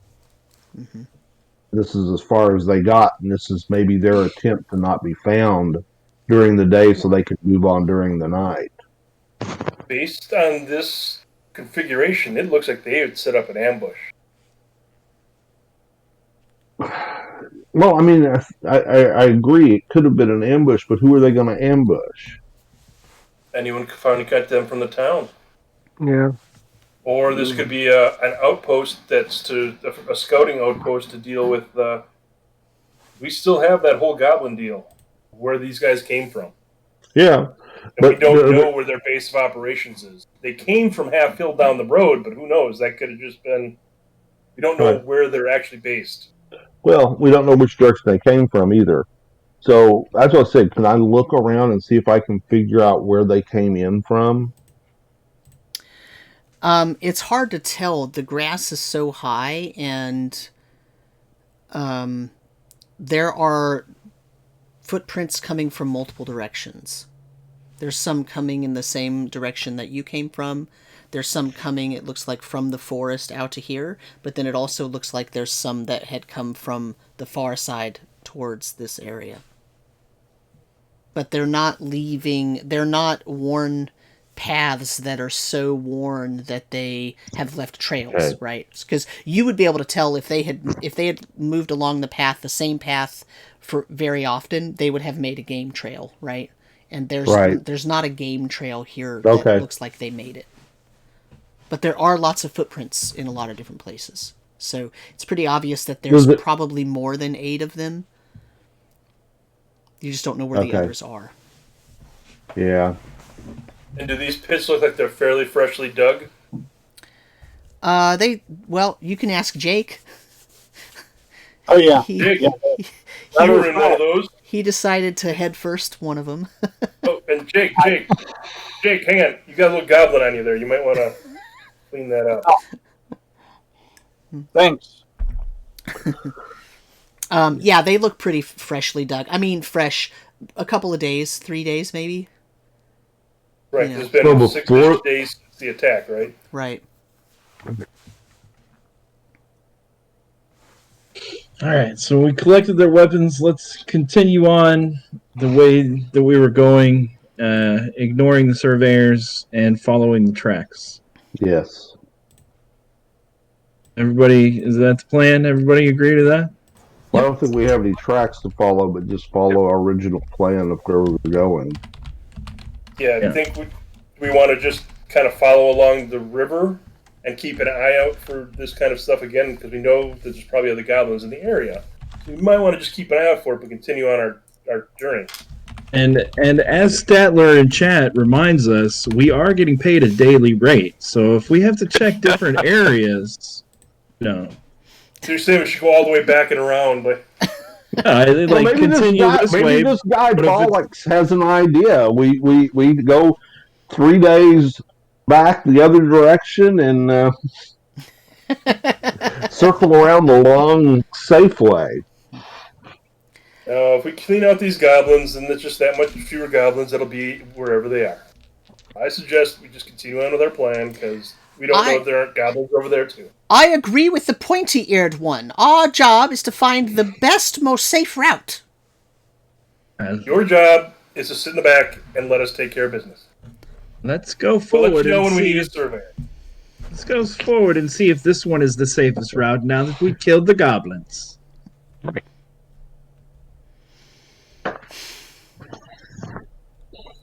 Fine, then let's hurry up. Perhaps we should stop and have some lunch while we're here? Might as well. We probably won't have any goblins attack us while we eat if we do it here. Except that we know there's more goblins, and they know that this is where the goblins are. Yeah, it solves the problem of us having to find what makeup does. True. Yeah, I think this is a back end group. I don't think this is like the main enclave, because I think you'd have seen definite trails if there was a lot of them. I think this is a small group that escaped, and it's even a smaller group that tried to pull this thing off to evade being caught. The others would probably run further and farther. All right, well, let's go. We can stop and eat for half an hour, or eat on our horses.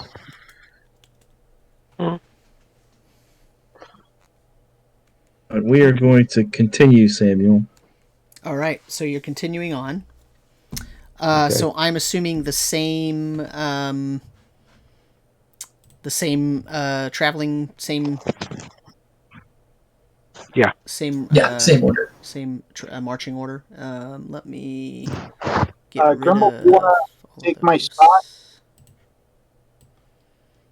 Say that again. Does Grimbol want to take my spot? Grimbol is up. Nah, Grimbol's okay. He was up front. He's feeling healthy. I nod at him. Go ahead.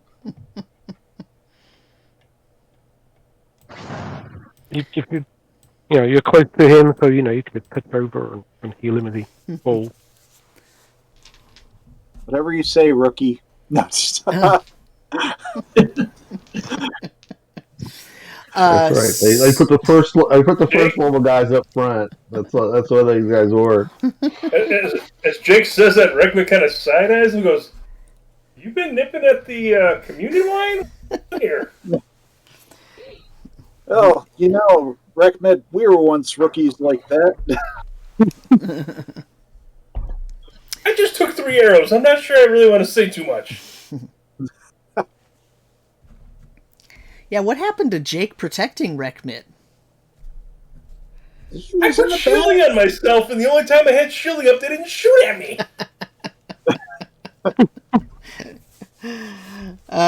Okay, so you travel on. So are you going to... What's your plan for resting? Because if we look at the regional map here, let's see. 1, 2... You're going to start hitting steeper hills in about 2.5, 3 miles. About an hour. And by that time, like roughly an hour, but by that time, you'll have been traveling pretty much all day, considering that you stopped, slowed down quite a bit to investigate this, had this event occur, ate something, talked to Bollock, so it's starting to get to where it's a little, the sun's starting to go down. I should be able to hopefully find us some shelter up in the hills, maybe a nice little cave or rock overhang. So, Sammy, would you say we get to that first kind of where that first elevation marking goes as the night's starting to go down? Yeah, so you can get to there, and you can see this this stand of trees that is, or it's actually a little forest, but it's over to it's on the eastern side here of the map, just above that top, that first elevation line. And these are some pretty steep hills right here. You're not fully in actual mountains at this point, but you can see that stand of trees, or that forest. So you can either try to find shelter here, or you can try to make for that set of trees. You could probably make either one before the evening wind. Once we get to that first ridge line, I'm going to keep an eye out for using my nature lore to find shelter. So yeah, I'm looking for like a rock overhang, maybe a little cave, glancing at the forest and seeing if there's any lean-to areas over there. Okay. My vote, I vote that we stay along the river and not try and go towards that forest for now. This way we have the river on one side. Makes sense. Let's see. And maybe our friend here, Morning Fluff, can find us some shelter. So let's throw the regional map into... I'll put that other map back real quick in a minute, but here's the... So here's the regional map. So the discussion is, do you want to look for a spot here right after you've gotten to that ridge, or do you want to go closer to the forest there? That's the actual question. And Trip is pretty sure he can find you a decent shelter either way, but I think the decision needs to be made before you decide to camp. In my nature lore, which one looks to be like the best defendable spot? I mean, probably out in the open we'd have more visual range, but in the trees we might have more cover from anything moving. Would that be accurate? I mean, honestly, you probably are always going to be more comfortable in a forest environment, just because of who you are. But, you know, you're sort of at the base of the hills that are leading into a large mountain range. So, you know, you can be sure, you can surely find a place where you would have a sheer rock at your back and you would have the best view that you could find at your elevation. There's a perfect spot over by the trees, right over there. Don't you see it? Samuel. Well, as much as I like to go by the trees, maybe we should stay away from them just so that we're not... we only have one environment worth the animals to worry about. Fear not the animals of the forest. They will protect us in our slumber. Yeah, until they kill you. The leaves overhang and sing their sweet song of night to lull us to sleep. Rekmit? Have we, any of us, noticed while we were doing all this traveling any signs of the old road that would have led up to the quarry? That is a good question. How long ago it was? How about everyone gives me a...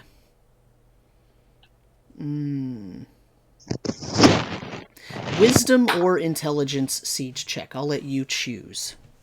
Oh, thank you. Okay. Thank the All-Father. That is a 17 prime. 17 prime here as well. Yeah, 5 non-prime. 17 prime for Rekmit. 19 prime for Jake. I did not get better than that, so. But did you make your roll? Yeah, it was a 7 prime. Okay. I mean, 9 prime, but yeah. Okay. So you feel like probably the area that you're traveling on is... Oh, my computer froze up.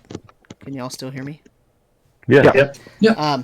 So you feel like... Grimbol, Mahl, Rekmit, Jake, all 4 of you have seen signs that there once was a maintained road here.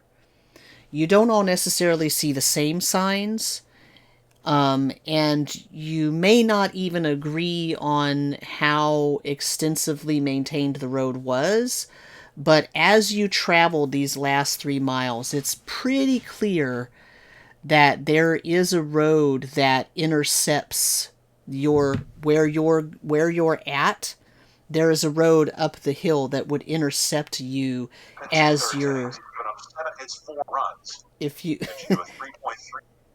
if you were to look over to the east, you see definite signs of there having been a road. Now you're not on the road, but you can tell that there are signs in the east that there's a road, and you're on a trajectory that where you would actually you would intercept that road if you kept going, but then you went up in elevation. Okay, Rekmit will definitely point that out to the surveyors and mention whatever he sees to the group, saying we might want to try and go at least follow that tomorrow. Yeah, we should probably try to follow that. So if you were to look at the line going to the north, it's to the east of you, but it's going north. It looks like it would actually be going into that forest.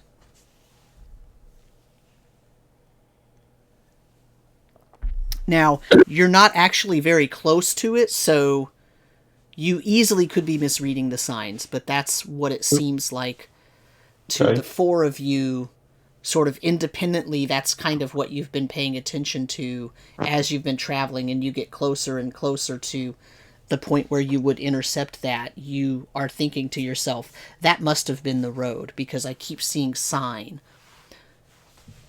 Okay. And which way is the road? Do we think the road's going? Is it going into the forest? It's going into the forest from the south. Okay. And so, so if I can draw you where it looks like the road is kind of coming from.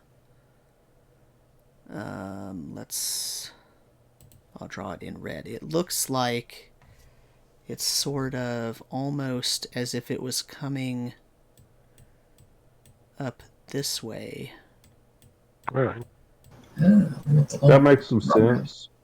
Oh, would he maybe have gone out? Okay, so you'd head out from in the north and maybe head... to the other side of Goat Hill and then up the back side of Goat Hill. And as you're sort of going this way, you can see definite signs over here of where the road would have been, because you're on horses, and once you get into the slightly higher elevation, you can immediately see, because you're no longer in the extremely tall grasses, right? You're kind of getting into this rocky region now, and as you look over, it's pretty obvious, and you can see where there's actually a split in those grasses in the south, and it looks like that's heading up to the north. Okay. But you're all very skilled. It's not the most obvious thing, and as I said, it's possible that there's something else that was there and not the actual road that you're thinking about. But from where you're at right now, that's what it kind of looks like.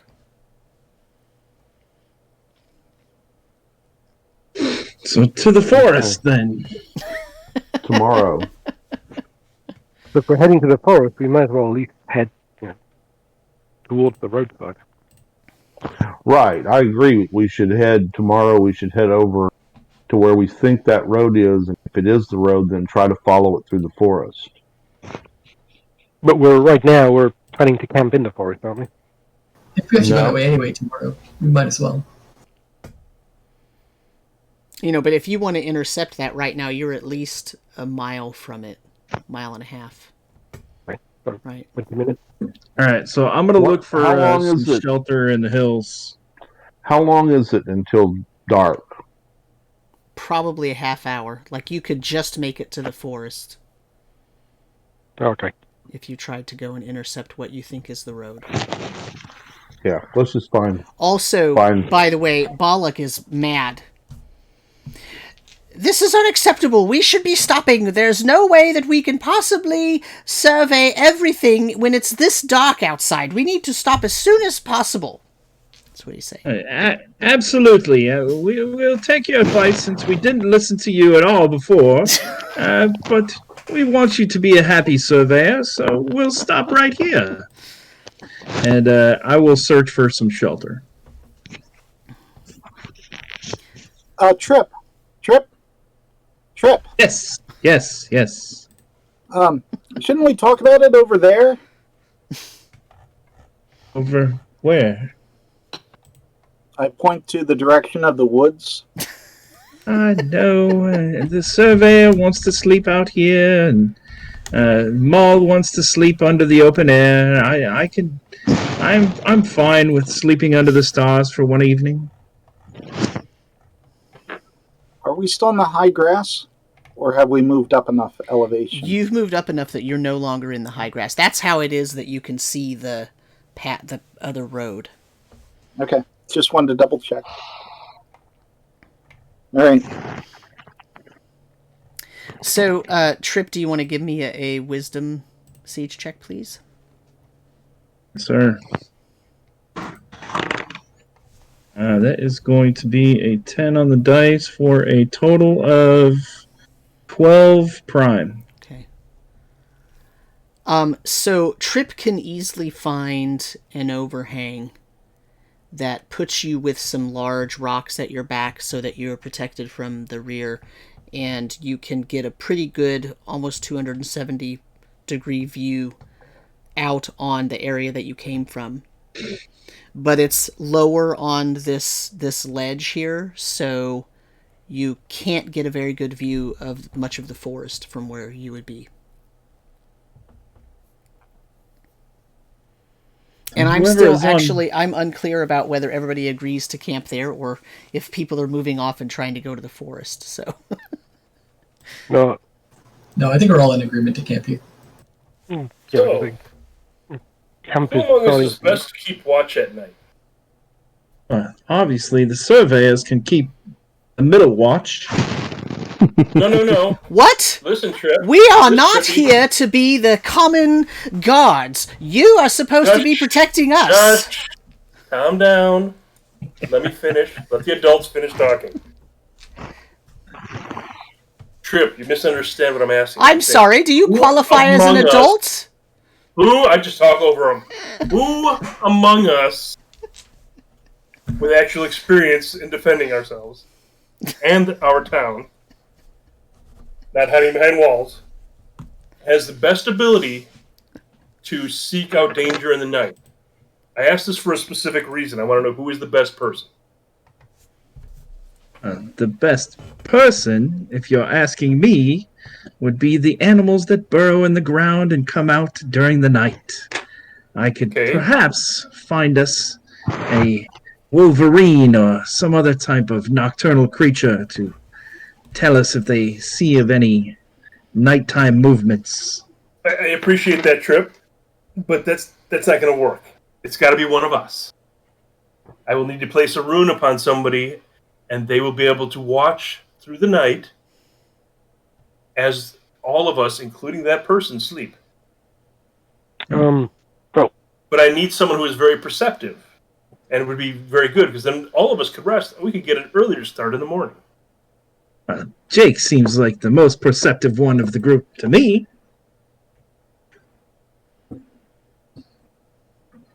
I need to rest, get my spells. Jake, are you up for this? You will be able to sleep. What will happen is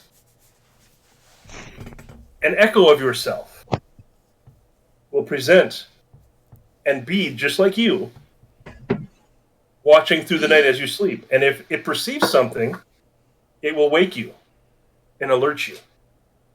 So you will get your rest. My one concern is that Jake's vision at night is not the best. Yeah, Grimbol will be like, okay.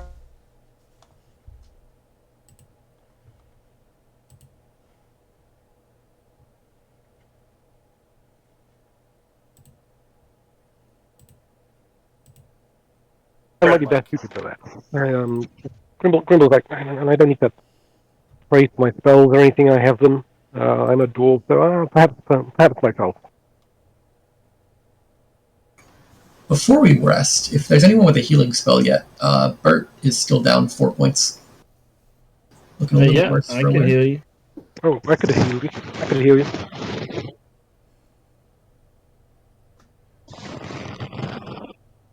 Okay, so who's gonna do the rune thing? Grimbol will. Okay. So as we get ready for the night, and as we Primal, he'll do. I'll do the rune at Aihrde again upon him, and that's the echo rune.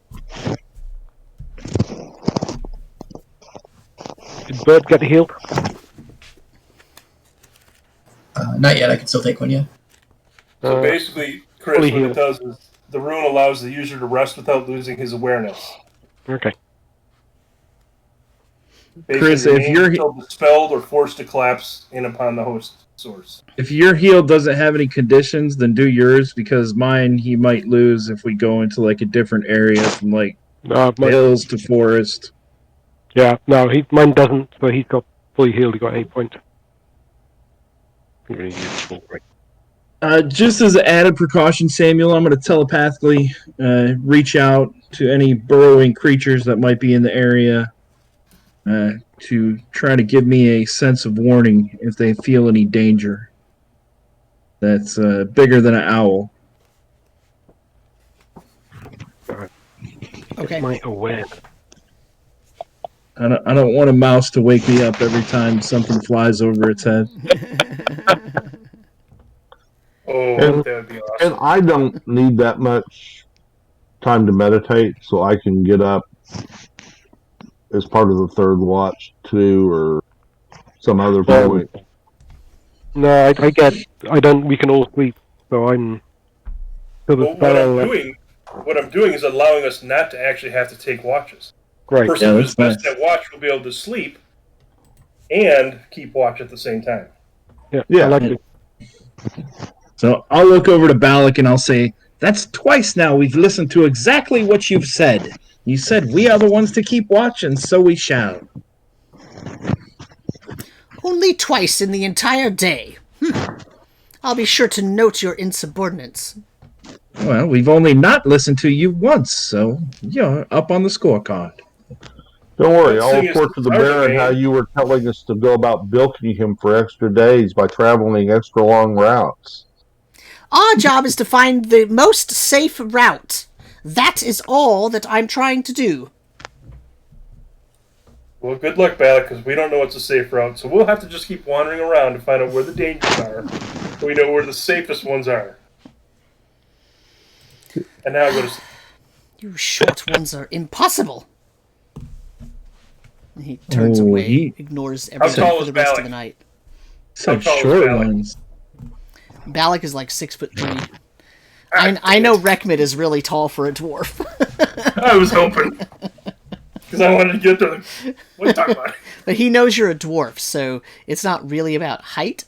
It's about his distaste and disdain of dwarves, gnomes, and halflings.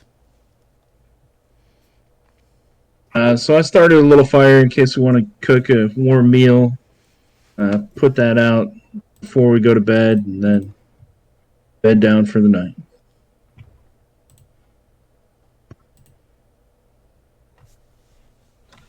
Unless anybody has anything else they want to do. No. Okay, so it was agreed that the Echo would take the watch. Is anybody else taking a watch?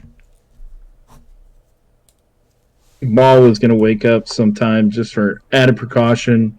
Yeah. And then we have any nocturnal burrowing creatures that might give us a little warning too. Okay. Rekmit has full confidence in his ability, so he's feeling like Grimbol's got it.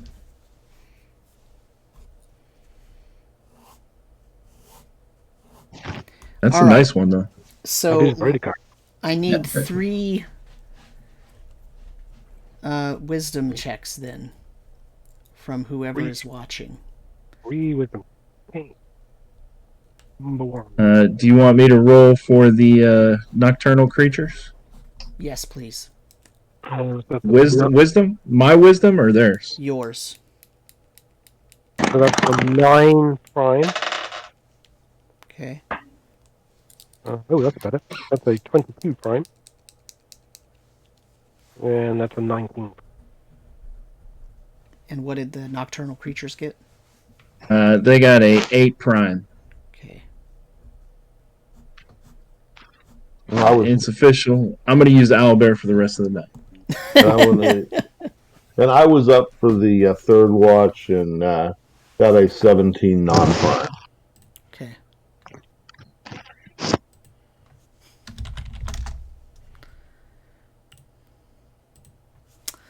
All right.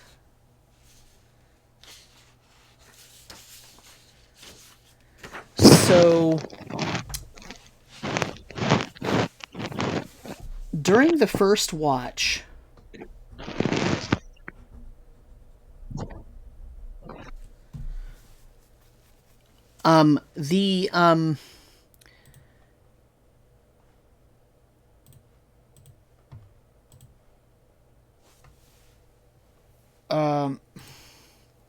during the first watch, there is a distinct sound of what sounds like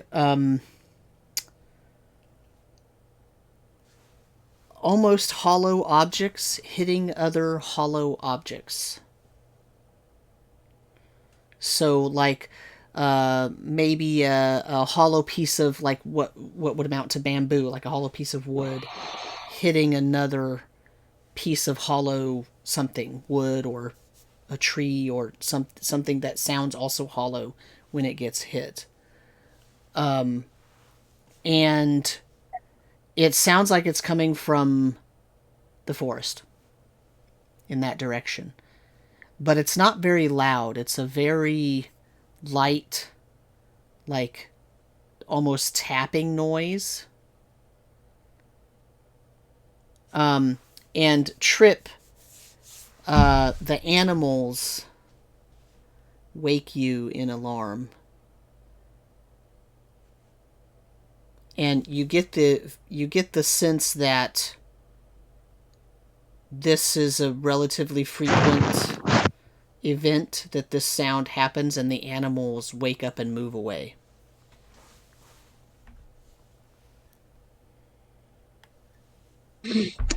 So do they have a fear sense coming from them?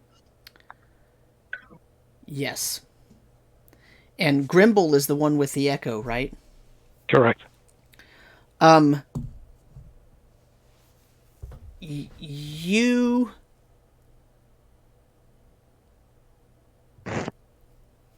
sense that something is moving around, but it's not a strong enough signal, so to speak, to wake you, because remember, it's your echo that is actually right noticing. So when you wake up in the morning, you will have the sense that something was walking around outside the camp, but it wasn't a strong enough danger to actually cause you to wake. Okay. Oh, And it only happened in the couple hours after everyone sort of went to sleep. After the sun went down, everybody sort of settled in, and it's only during that first portion that it happened. So since the animals woke me up, I'm going to go over, have a leak by the cart, check on the horses to make sure they're calm, since they can sense danger and stuff. Just kind of feel if they're sweating or shaking at all. And then maybe just stay up, smoke a little pipe, just keep a lookout, and then head back to bed if nothing else happens.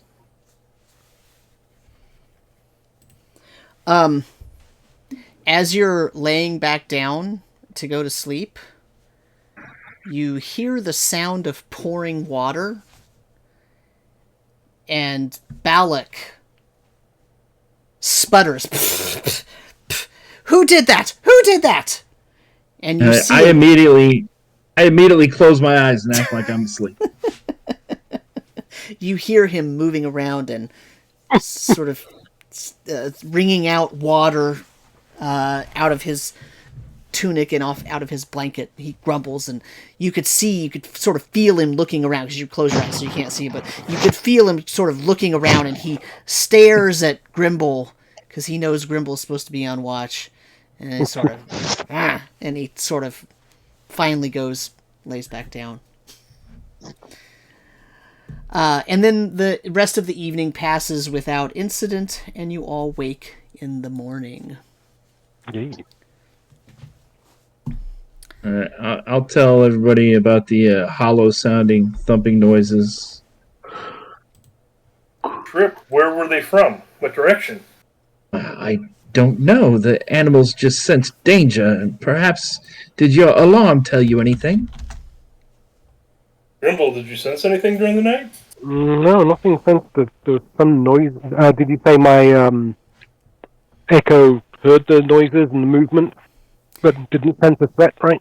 Yeah, the echo heard movement around the camp, but not close enough to really be a danger, so it did not wake you. Yeah. So, yeah, there's some movement around us, but nothing too threatening. Yeah, so Trip, I think it just would only been if it had been a threat directly to us, not necessarily around the area. Probably that those the animals are just very skittish.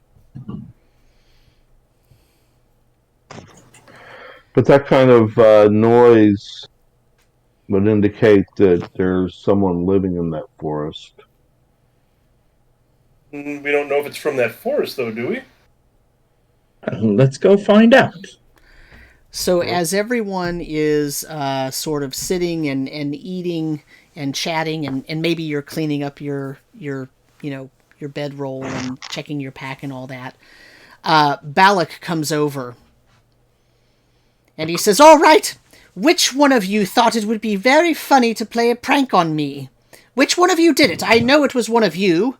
And he sort of points towards the dwarves and halfling and Well, Rekmit will go, "I'm not sure what happened, but I do think it would be funny.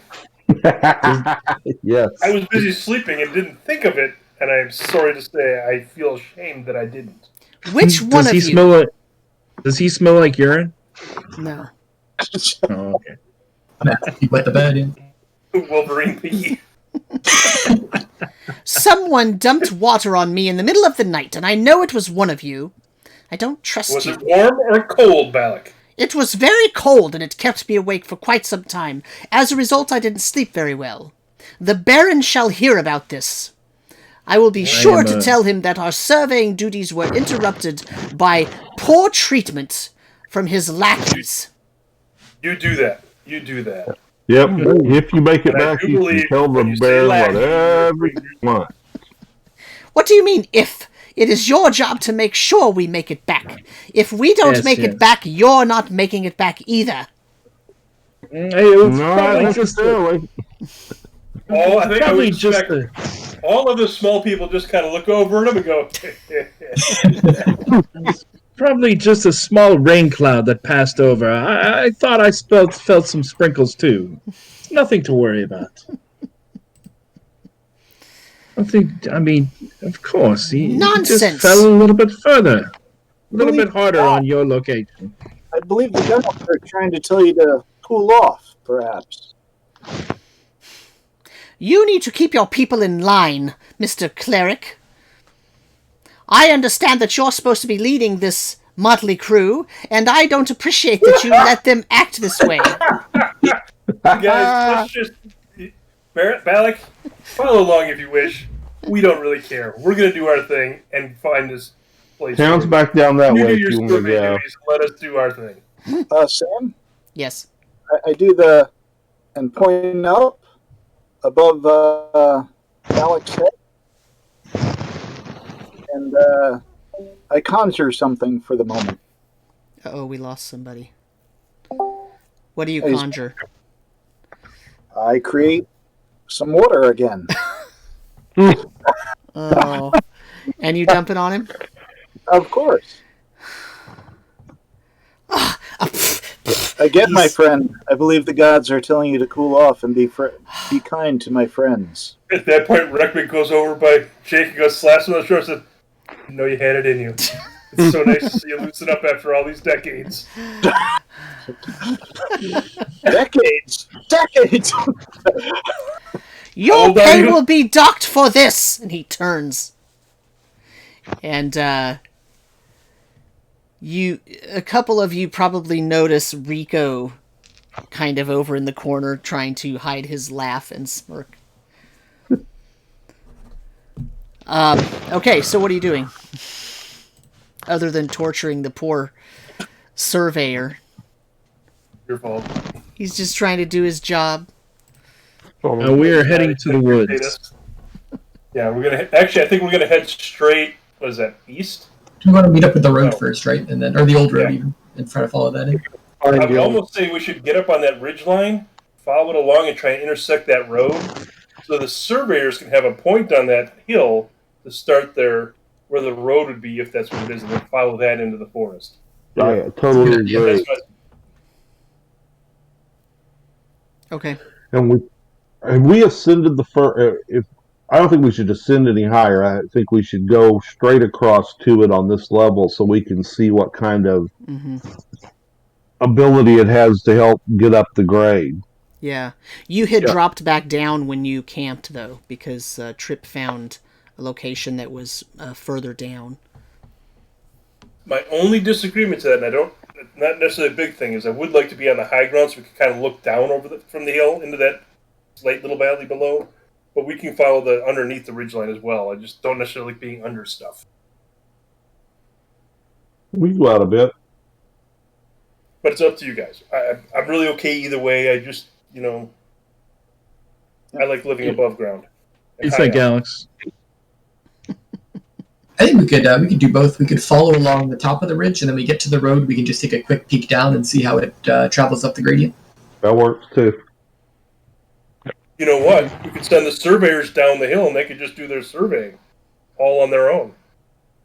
Just keep it on. That'll be dead. So as we're traveling to the forest, Samuel, I'm going to kind of hang back after the first little hex and ride next to Balak and just kind of schmooze him a little bit and say, well, yes, I'm used to this type of treatment that you just received, and try to sympathize with his situation to get him to be my friend. And then I'm going to cast Prestidigitation on him to warm his clothing so he's nice and snuggly. Do any of the rest of us notice him doing this? No, you don't. I'm making sure they don't notice it. What is that right there? Right here on the nose? He doesn't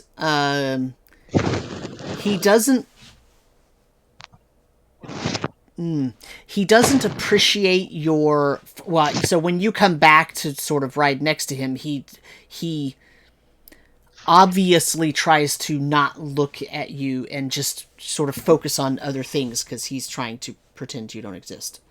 That's all right. I'll win him over. As you talk to him, he is vocally, actively trying to engage Rico in conversation, even while you're trying to talk to him. Okay?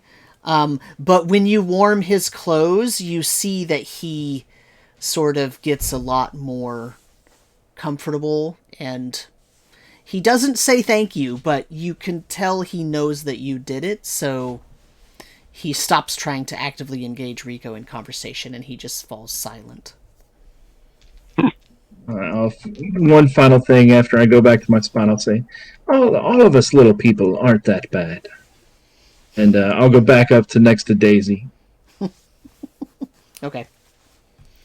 All right, so you get to that ridge, and you can see what looked like a road. And when you look down the ridge, it's pretty obvious that there was a maintained road. It's fairly overgrown now, but the type of grasses and small hedge bushes that are lining the road or that are growing where the road was are a little bit different and have an obvious pathway that they're following.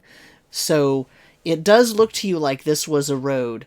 You're not sure actually if it was the maintained road or if it's just was basically a pathway that was just used so frequently for a while that it became obvious, because it doesn't look like there's any large, very large cobblestones or large, pieces of flat stone that were set to pull carriages or anything on. And remember, part of this is going to a quarry. So you would think that if they were carrying large carts full of big stone pieces, that they would have to have some kind of smoothed out area that they maintained. You're not exactly sure if this is it, but it does look like the remnants of something that could possibly have been that, but it doesn't feel like it's been. I mean, the wall that's around the town has only been there for, well, it's been there for as long as any of you can remember, even Rekmit, but it's not like ancient, right? It's not like 300 years old or something like that. So it feels weird. Like, it feels like this road, it was maintained at some point in time, but it has now actively been ignored. So you're saying the wall's been there for at least about 150 years? Minimum, yeah, but not like hundreds and hundreds of years. But it doesn't look like this road is of the construction that would have been built to haul stone. Right. Not in such amounts that it would take to build that wall. Well, what do our surveyors think? They think there was definitely a pathway here, and it could be easily re-cleared. So this also could have led to the gem mine too, which wouldn't have needed for such a heavy base. So we may not have found the road to the quarry itself, but at least we'll have something we found. Right. So once they do their business, do we want to take them down through the woods to the trail, through south, or do we want to go north? I think we want to go north. I think we're going north into those woods. Yeah. I would say once we find this quarry, maybe then we'll be able to find the road, and we can follow that back if it turns out not to be this. But at least now the surveyors will have this marked as a track that whether the Baron or whoever, they want to figure out if it's useful or not. We don't know yet. So we have not entered the woods yet, right, Samuel? Right, on the map, you're on the ridge, right where you've just met the first sort of bigger elevation hike, where that road is. So you're probably, half a mile or so from the. Yeah, you're there. So you're probably half mile from the forest edge. Because you came back. You didn't go to the forest. You sort of stayed on the edge and went towards the road. Let's take it through the forest. Let's go north then. Yeah. And follow the trail. Balak says, I agree with the little one. I think we should go to the forest first. We can always survey more properly on the way back. We will take this old road on the way out and survey that entire thing down to Goat Hill. That's an excellent eye, Master Surveyor. We appreciate your opinion. Now, please be quiet. We are going to listen to you, though. Excellent observation. Keep that on the tally. All people talk too much. That's all I can say. That's because we have something to say. What? I can't hear you down here. I'll add poor hearing to the list of faults that you all have. Why, thank you. At least you finally said something worth listening to. I turn my head and take my little horse and keep on going. So you head toward the forest. Now this is, even though there's sort of one elevation line on the map, recognize that you're constantly ascending, right? Because you're now out of the sort of small hills and you're getting into the bigger hills, and so you're ascending and then descending. But at this point, when you get closer to that second line, as you get into that forest, it's not really a hilly forest. It's more like a forest on the side of a really big incline. Okay. Basically, slope going up from the first right mark, the second mark. There might be some hilling and ravining, but if we'd gone where the short one is, it's a sharp slope up from 400 to 800, whereas this was not as steep, but it's still a gradual slope up to the next 800 line. Exactly. Right. Okay. And as you get into the forest, you can tell that there is a pretty obvious cleared space that leads in. Let me go on the map here and draw it. It leads into the forest, and it goes, and then part of it splits and goes this way, and part of it splits and goes this way. So in other words, there's a sort of western leg and an eastern leg. The western portion stays in forest, but true to the map here, the eastern portion will eventually come out of the forest sooner than the western portion. Okay. Left or right, folks? Which path looks less overgrown? Yeah, I was gonna say, The one to the left or the one to the right? How about everyone give me a wisdom siege check? Yeah, I'm gonna say, Alec, which path do you think we should go down? He 13 gets off his prime. horse and he's studying them. Sorry, what'd you get, Chris? 13 prime. Yeah, Trip got a 7 prime. 13 non-prime. I am 19 but I'm non-prime. disappearing from. Say that again. 19 non-prime for Burt. Okay. What did Rekmit get? Oh, a 2, and it doesn't really matter whether it was prime or not. Jake? I'm sorry, 4. 21. Okay. I think I'm in the long line of business. Rekmit's too busy thinking about how to mess with the humans. Jake thinks that the western path looks more well used. And Burt, you actually see footprints along the second road or in the area. It's not on the road part, but sort of to the sides leading to and from the road, as if someone went off the road. But the footprints are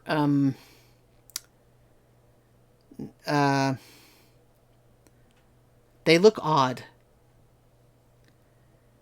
I'll definitely point them out to everyone else and see if anyone else can make anything out of them. Burt, do those look like goblins, or do they look anything like the skeletal goblin feet we've seen before? Or are they different from that completely?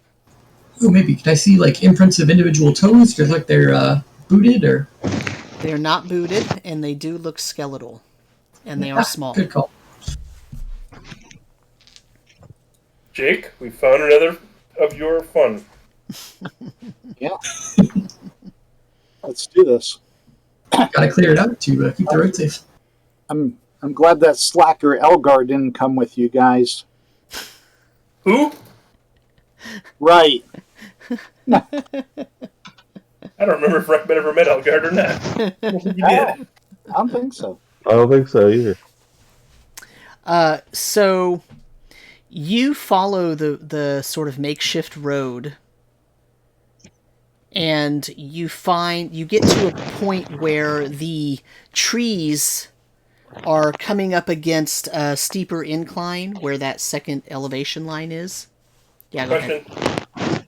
You said those tracks from the skeletal whatever, were they following this trail, or were they off like towards into the woods more? It's as if they were coming to the trail and then going on the trail or following the trail next to it. As in the direction we were going to go to the you're west? going. Okay. I just didn't know if we were going to follow them back or if they were going to... Okay. Yeah. So, which way did Balak say we should go? They didn't make a determination, and at that point, then Burt said he saw the footprints, and everybody started talking about the footprints. Drip, don't worry about Balak. He's here to survey. We're here to lead. Yeah, I know. So you get to the point where that elevation change on the map, where the elevation change is, and you see there's actually a signpost, and there is a big opening in the side of the rock face, and it has a wooden barricade in front of it, and the signpost says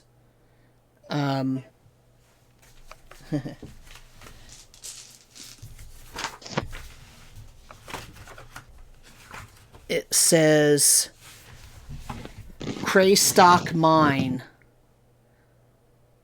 no entry to unauthorized individuals. And then there's like wooden barricade in front of the opening. Do the skeletal footprints, are they still heading that direction? Yes. They go in the mine? If you look at them now, some of them look like they're coming out of it, and some look like they're going in. Sweet. All right, well, Two birds in one stone. we meant to find the quarry, but we found the mine.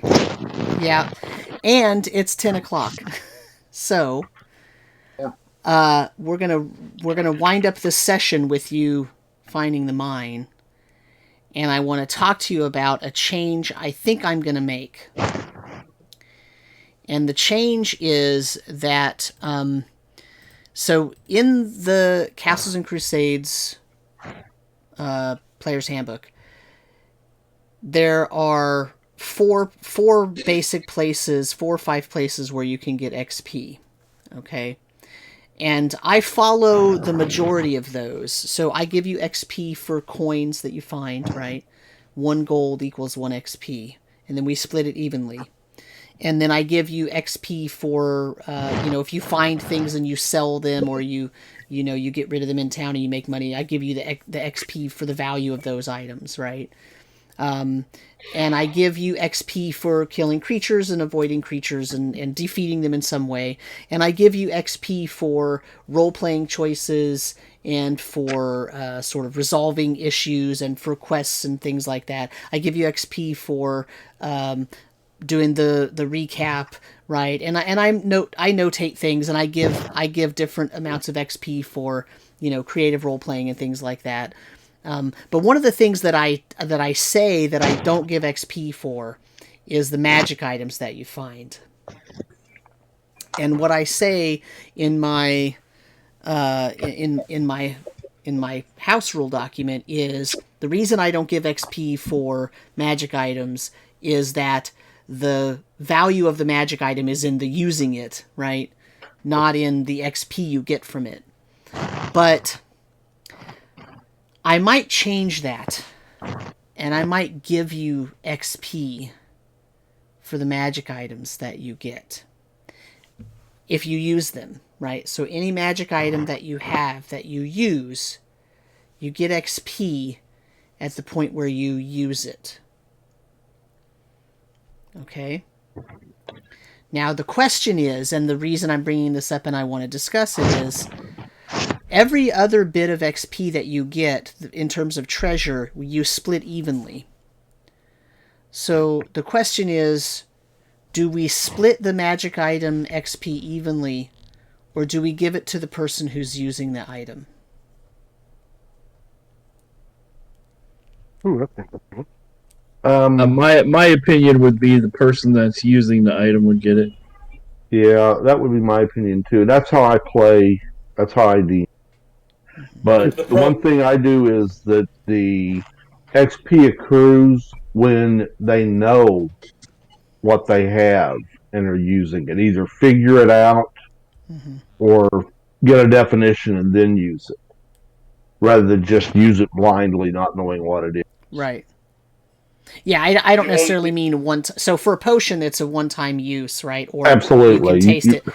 Right, but for like a spell scroll, once you've read that and maybe decided to put it in your book or whatever, then that counts, right? If it's a weapon, you got to use it more than once, right? You can't just I used it, now I get a bunch of XP, but And I don't give XP for heal. For what? For heal spells. Oh. I think that's kind of its own reward. So that's the only problem I have with it is you could have certain characters just for whatever reason.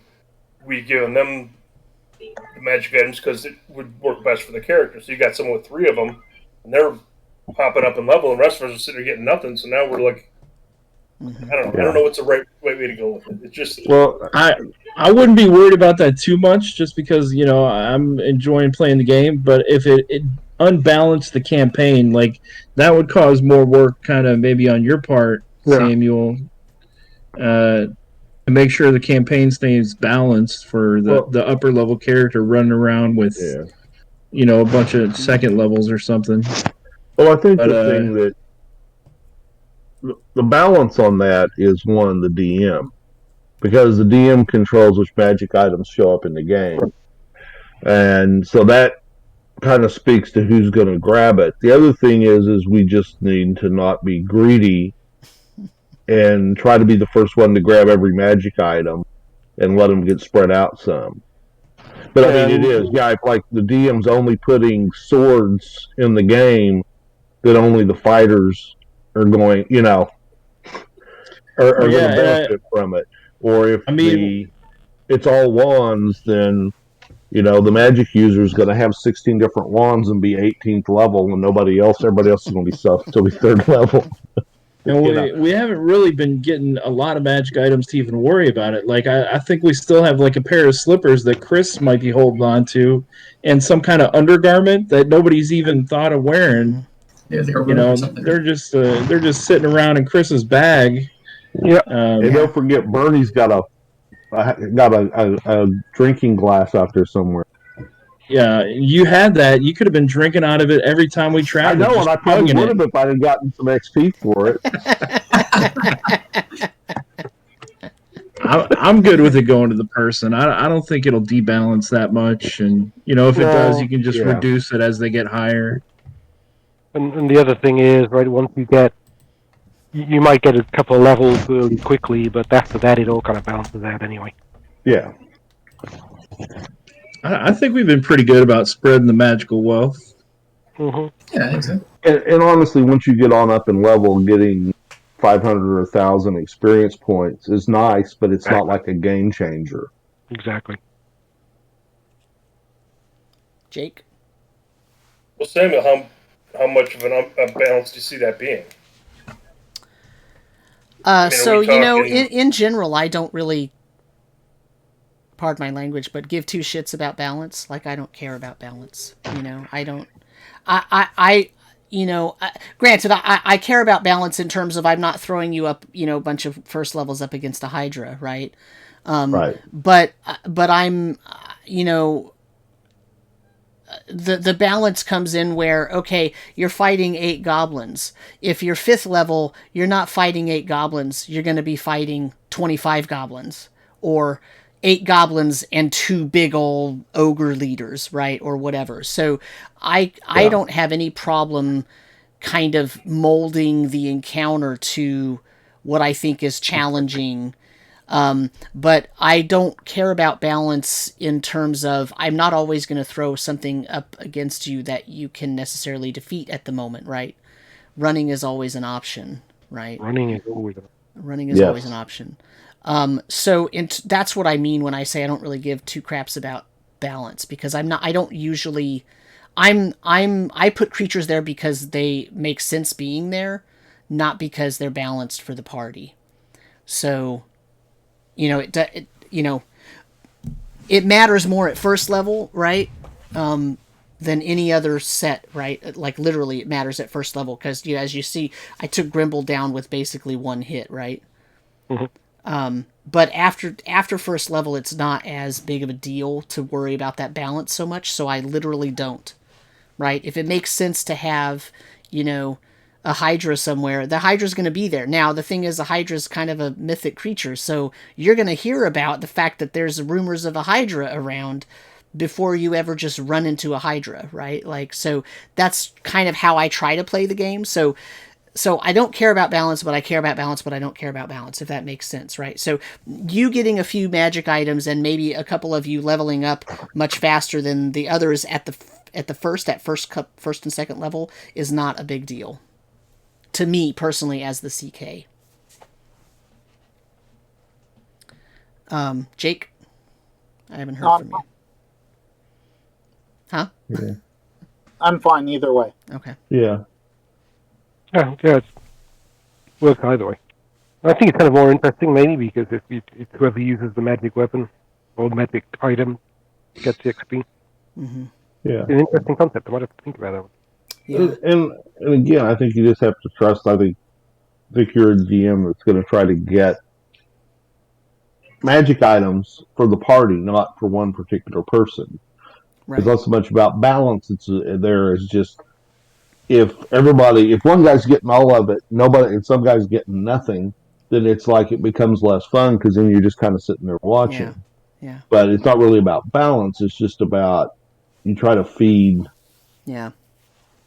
I mean, I'm generally a pretty stingy DM. I mean, as you can tell, you actually haven't gotten a ton of magic items and treasure. Like, Well, I guess I wouldn't think you're terribly stingy at the fact we're all first level and we have a couple of magic items with us. That's I mean, kind of where I would see it.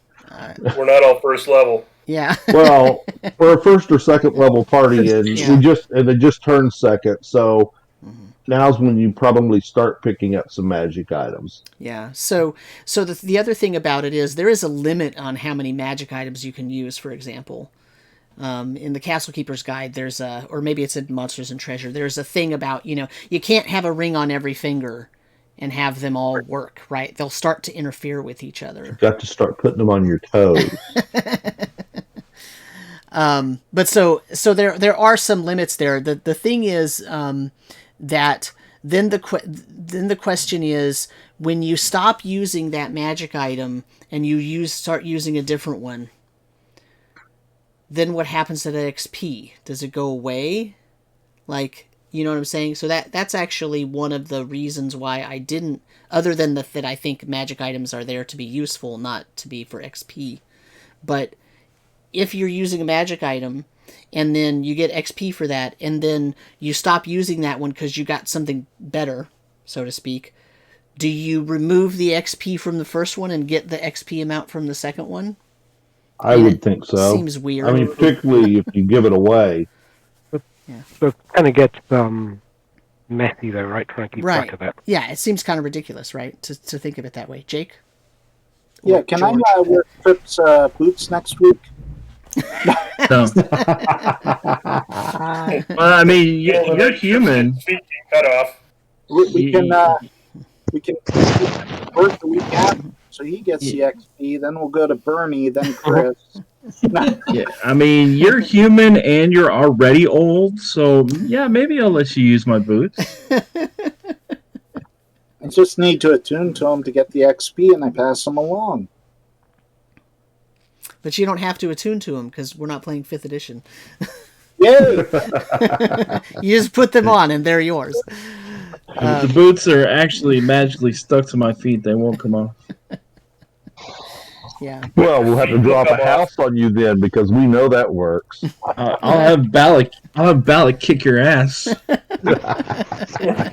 Please Don't do. be that trip. How'd that mic get in his stomach? I don't know where that came from. Okay, so the question is, here's what I need to know. I need to know then, because now I need to calculate some things. So,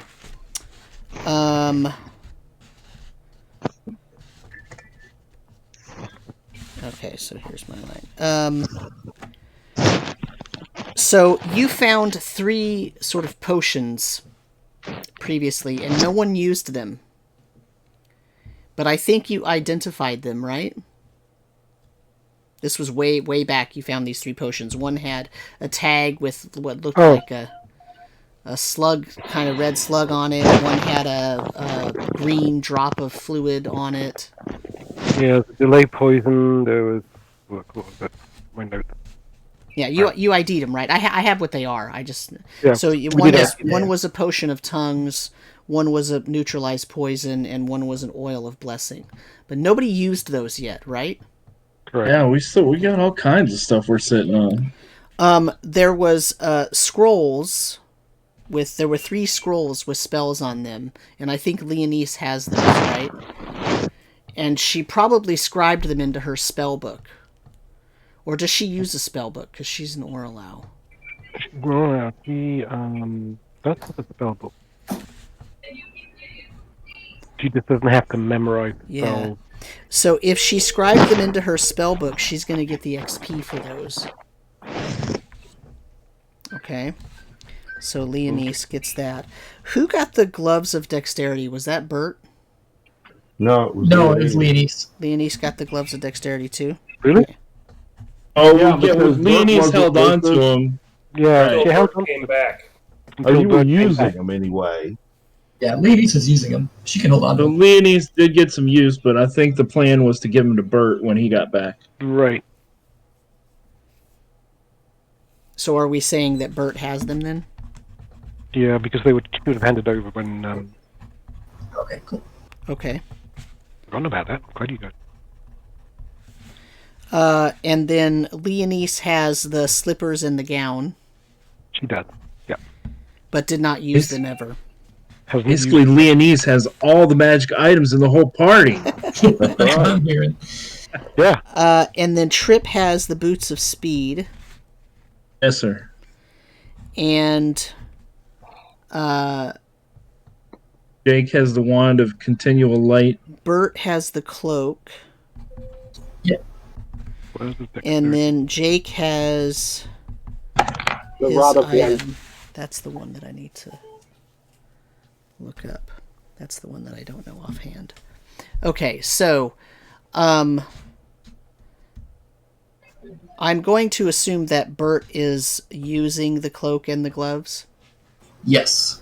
Okay. All right. And Trip has those boots on, right? Yes, sir. Okay. All right. Everybody's going to fall out of their chairs when they hear the new XP totals. Yeah, because Oh, yeah. I did. Wouldn't get XP until I use the boots in effect, though, right? But you're wearing them. Yeah. But Bert, you've got the gloves of dexterity, right? Yep, I got them written down on the sheet. Yep, and actually I just checked, Leonese does have those scrolls in her. But we've got a third one that we can't use yet, third level.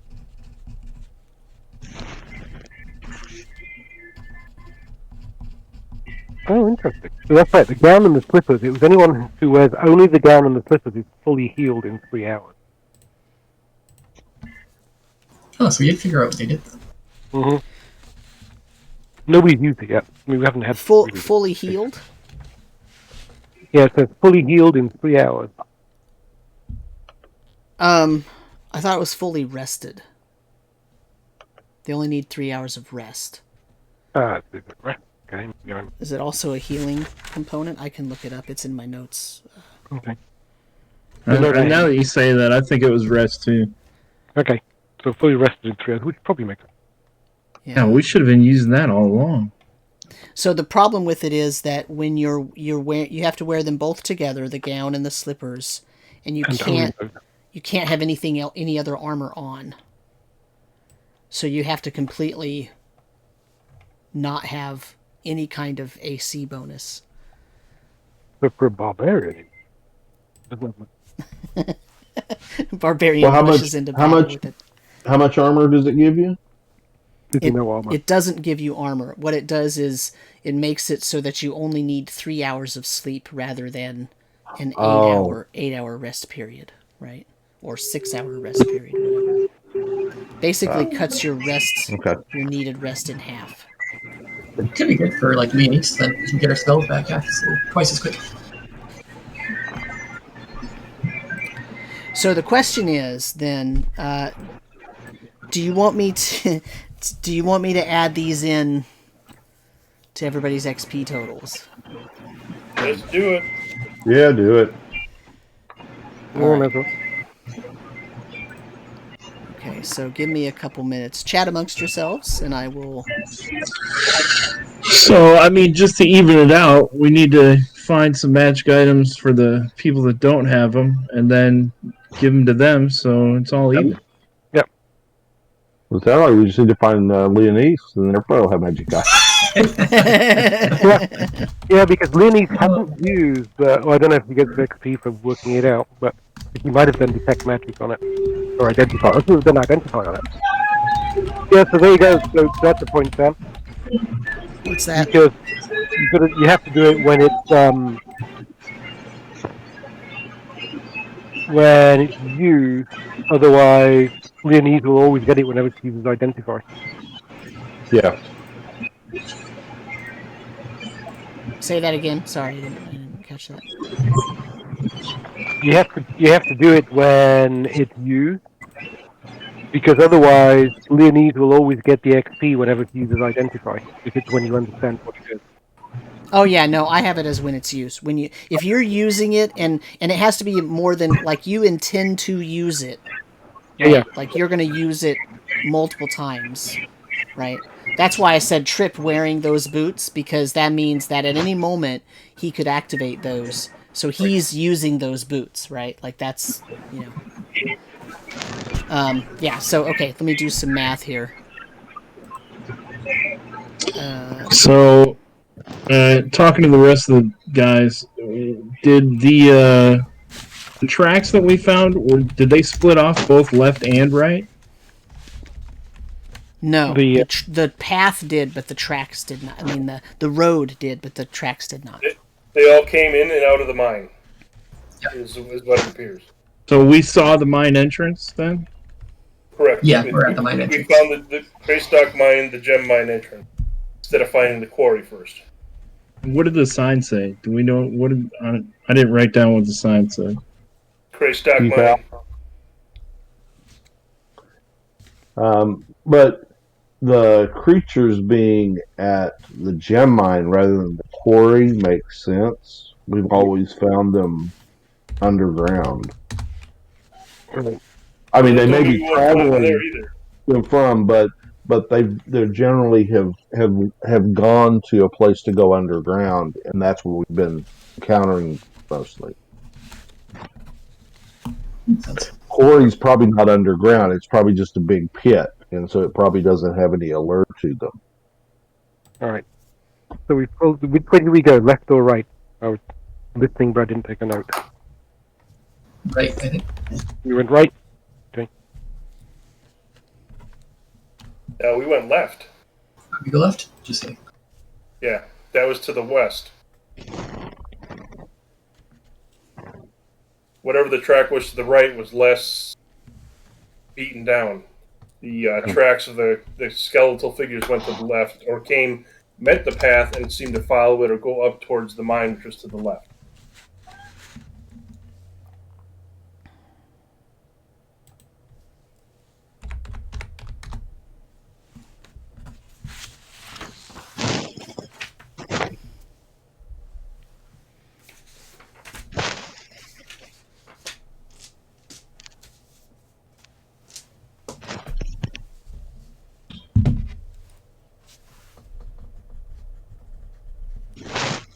So we've got to the mine. Hello. Those are fine. It's keep saying keep out, right? Yeah, it said a Greystock mine, no entry to unauthorized persons. Yep.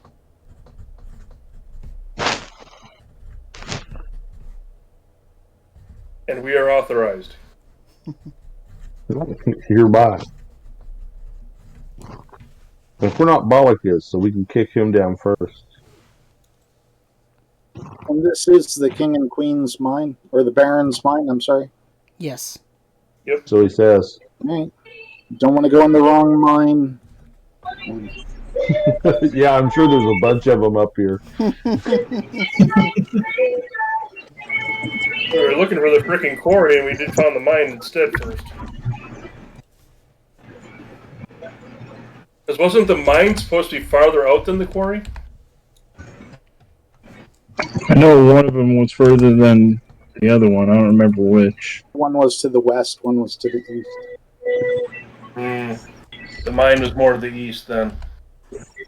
What was it called again? Greystock mine? Greystock mine. Baron Greystock. The Greystock family. And we went to the right, correct? You said, Rekmit? No, we went to the left. Yeah, no, Right. We don't know what's to the right yet. What music are we listening to? That's my kid singing. Nice.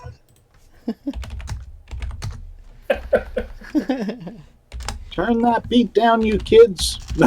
We'll have to decide if we want to bother going into the mine now or just survey the entrance. and try and find the quarry, because the main thing was the quarry first so he could start building the wall. Then he'll have to believe he wanted the mine. They're going to open that up at some point too because of the valuables that would allow to pay for the wall and quarry. Now that we identified exactly where it is, we should find the other one. Mine has goblins to go. But Anyone remember what exactly we were supposed to do? Was it just to find it and clear it, or find the path and clear the path? No, I Baron think we would said, definitely clear it. Right, make it safe. Find a safe path. find a safe path. And clear whatever was in the mine and the quarry. Okay. Yeah, then we have to decide if we want to try and clear the mine first and then go find the quarry and deal with that or whatever. Because obviously, this is the road to the mine, but this is the road to the quarry is different because this is not built to haul stone. This is built to handle with the gems and stuff and the ores that came out of the mine. But it might be best to go ahead and go find the quarry. Then take these jokers back to town and let them do their survey and then come back out so we don't have to listen to Bollock or worry about taking care of him, babysitting him. He's going to find a deep hole to fall Clear into. the mine. Yes, he may, particularly if we go in this mine with him. Were those tracks skeletal tracks? They did look like skeletal tracks, yeah. Yep. Okay, so that Rekmit will mention that also seems to tie into this whole Narrheit thing, or at least Narrheit-like that was with the whole necromancy crap of Horus, potentially. Yeah, so it's it all does seem to be all connected. It still may be on that main thing we were originally trying to track down, so it may not be completely a loss of that as well. That may be a reason for us to try and clear this too, just to work out whatever rat's nest or undead nest is here, just to bring it up as a point to think about. Samuel P.S. Medgar said hello to you in chat. Oh, hey, how's it going?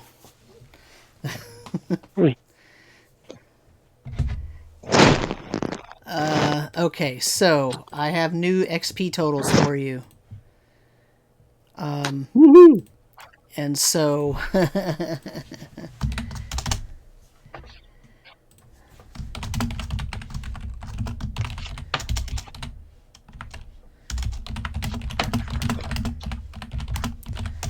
all right, so this is going to knock some of your socks off, okay?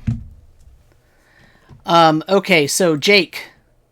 Yep. Your new total, 5,062.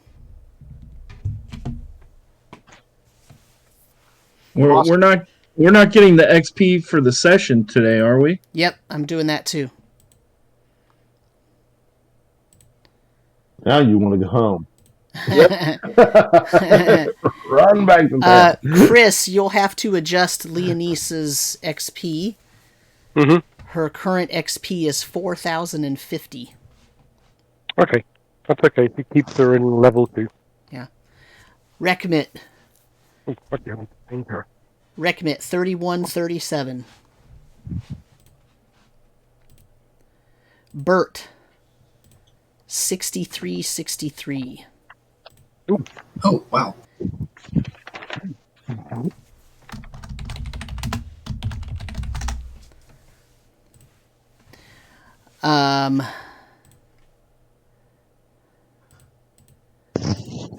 Gil stays the same. Trip, 3810. Hey, that's a 2,000 point jump. Yep. Mahl, 775. Wow. Grimbol, 825. Right. Okay.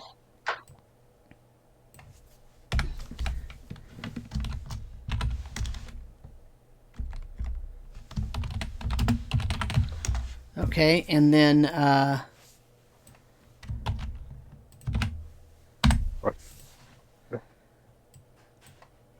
yeah, so that's that. It should be that should catch everyone up for anything that has been used. Okay, and that includes today. Today's actual session XP for everybody that was here: Mahl, Jake, Grimbol, Trip, Burt, and Rekmit. That's 389. I already added that in, but just so you know, it was 389 for today's actual session. Okay.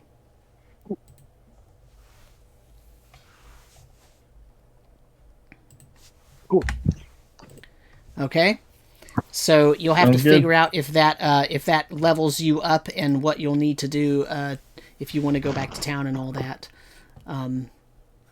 for next week. So, but right now you're standing at the entrance to the Craystock mine, and you have seen skeletal footprints going in and out, goblin-sized skeletal footprints, which you're relatively familiar with now.